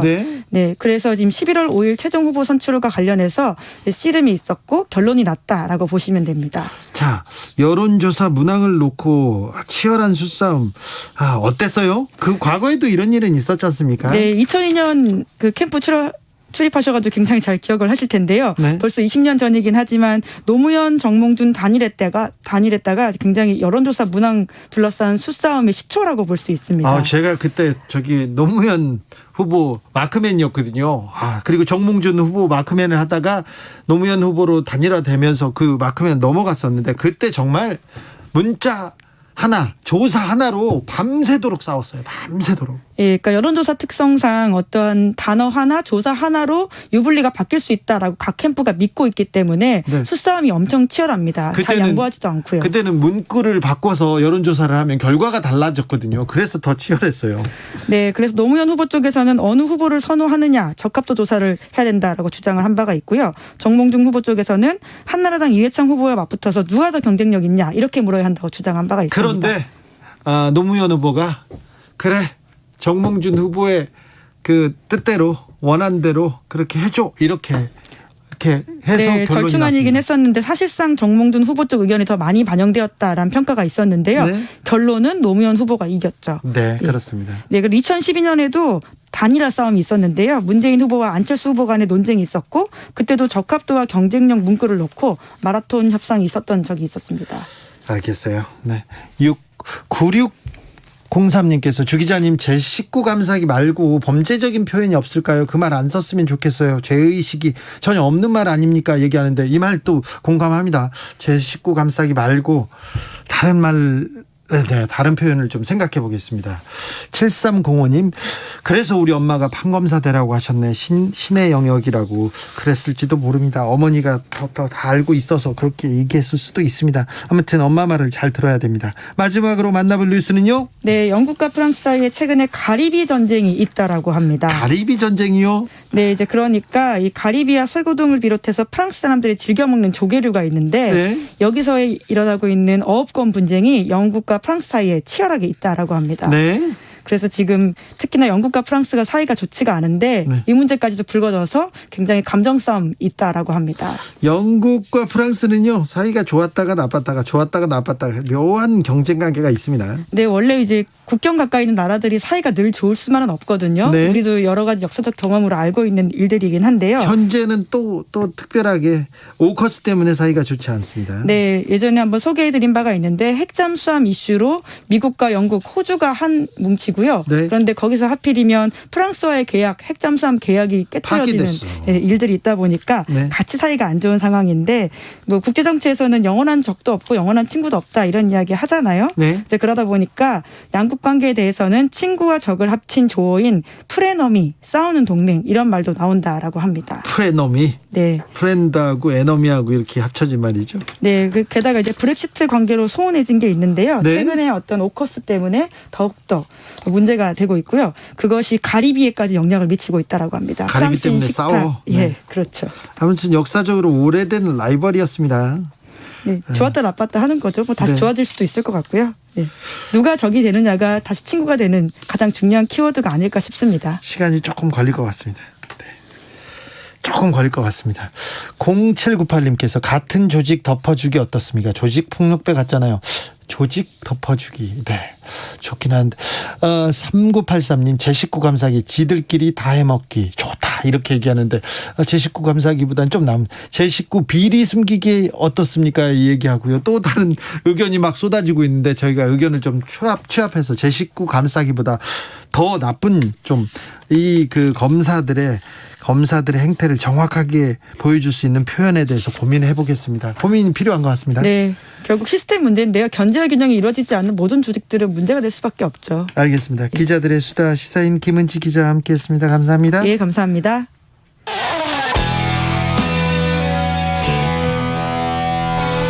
스치기만 해도 똑똑해진다. 드라이브 스루 시사 주진우 라이브.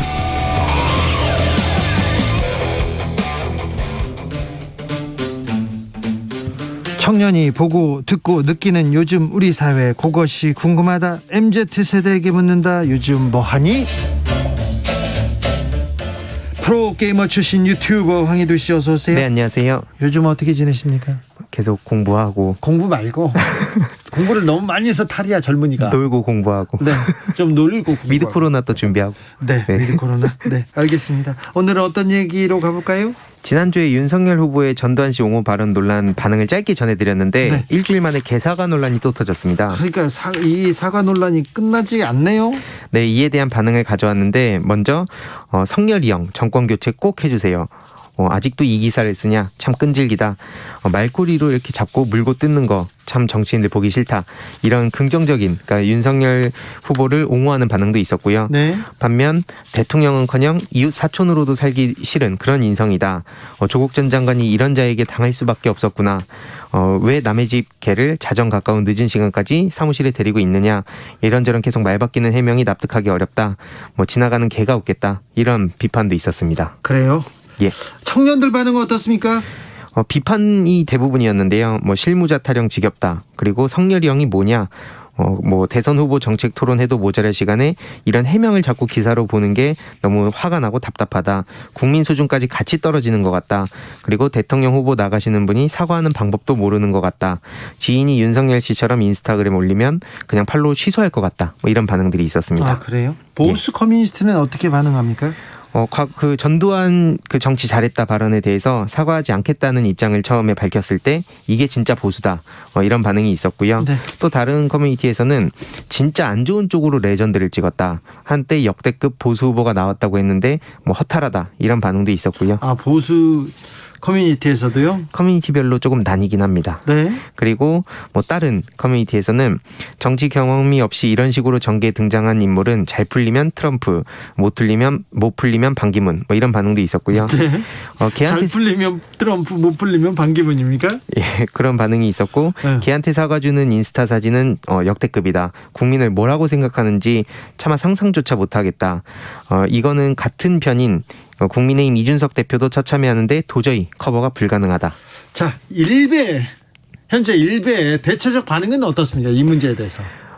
이 윤석열 씨에 대해서는 좀 반응이 나뉘긴 하는데 좀 강하게 나가는 모습에 특히 전두환 씨에 대한 평가를 굉장히 많이 좋아했고요. 전두환 발언 이후에 일베에서는 열광했군요. 사과하지 않는 모습에 특히 더더욱 열광을 했던 반응이 있었습니다. 그래, 사과하지 않는 모습에 열광한다고요? 다만 또 다른 보수 커뮤니티에서는 그걸 정확히 또 지적을 하는 반응이 좀 나뉘었습니다. 네. 알겠습니다. 이재명 후보가 경기지사직을 사퇴했습니다. 이 부분에 대해서는 뭐라고 합니까? 경기도민은 아쉽겠지만 더 큰 뜻으로 나가길 바란다.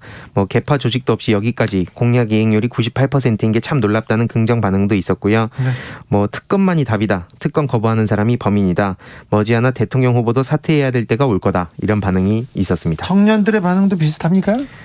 성남시장 시절 때 고마웠다. 국감 나가는 결정, 마지막 결제 내용에 대해서도 뭔가 할 줄 아는 사람 같다. 경기도민 지지율이 높다는 건 일 잘한다는 게 증명이 된 거 아니겠냐. 뭐 흑수저에서 정치인까지 여태까지 온 걸 보면 잘잘못을 떠나서 대단한 사람이다. 이런 긍정적 반응이 있었고 최근 일산대교 무료 통행 관련해선 게임할 때도 저런 식으로 안 한다는 반응도 있었고요.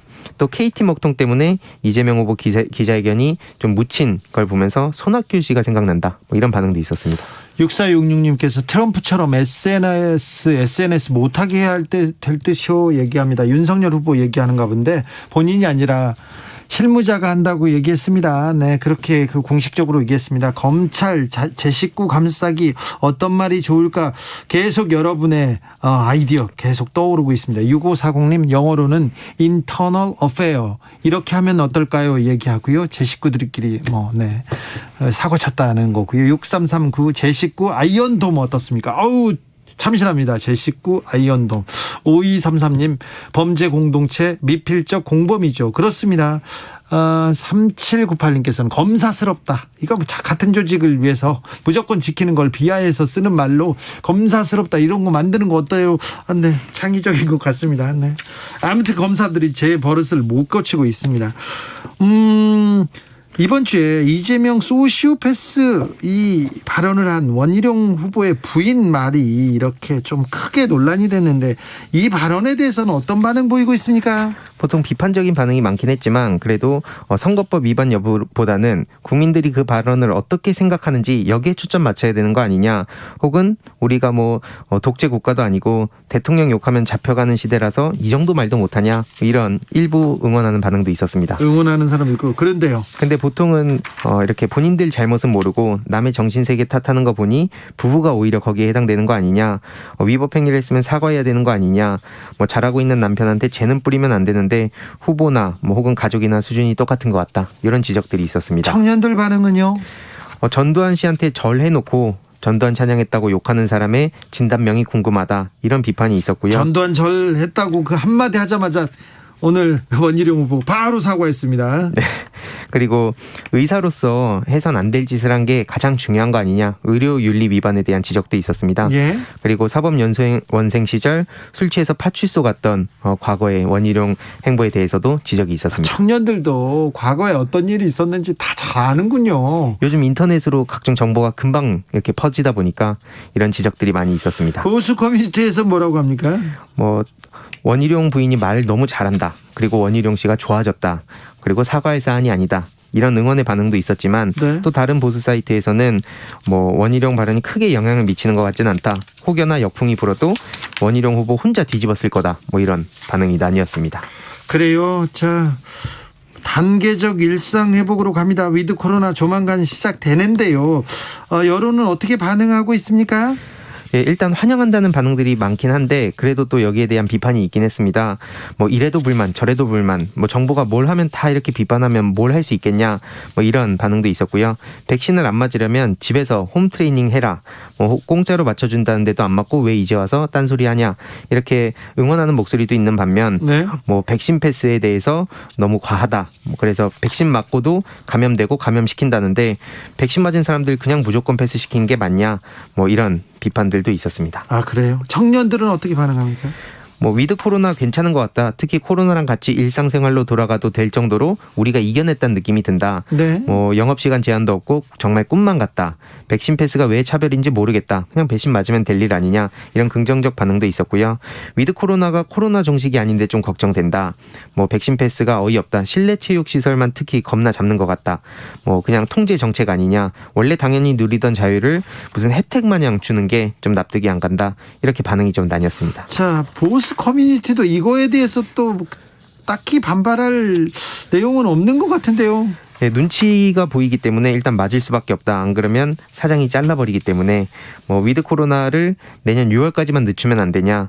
뭐 회식이 싫다. 뭐 이런 반응도 있었고요. 회식 싫다고? 네, 그리고 갈라치기를 한다. 이런 비판이 있긴 했습니다. 한마디로 접종자하고 비접종자요? 예, 맞습니다. 그렇게 싸우는 걸 보면은 이게 또 의도한 거 아니냐. 이런 얘기도 있었습니다. 네. 참. 예전에는 백신이 없다고 저 백신 가져오라고 계속 비판했잖아요. 맞습니다. 그런 댓글 달았었는데 요새는 좀 반응이 다르군요.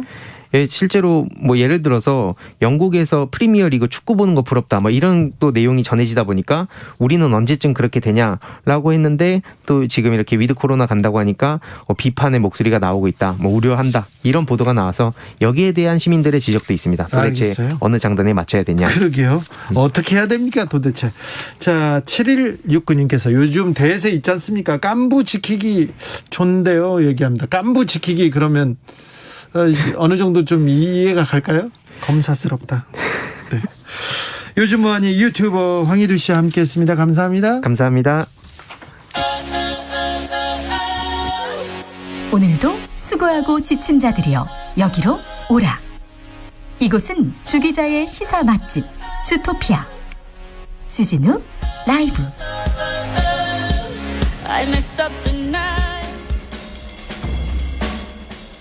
느낌 가는 대로 그냥 고른 뉴스 여의도 주필. 망원 제조기 아소 온난화 덕에 쌀 맛있어. 아시아경제 기사인데요. 아소 따로 기억나시죠?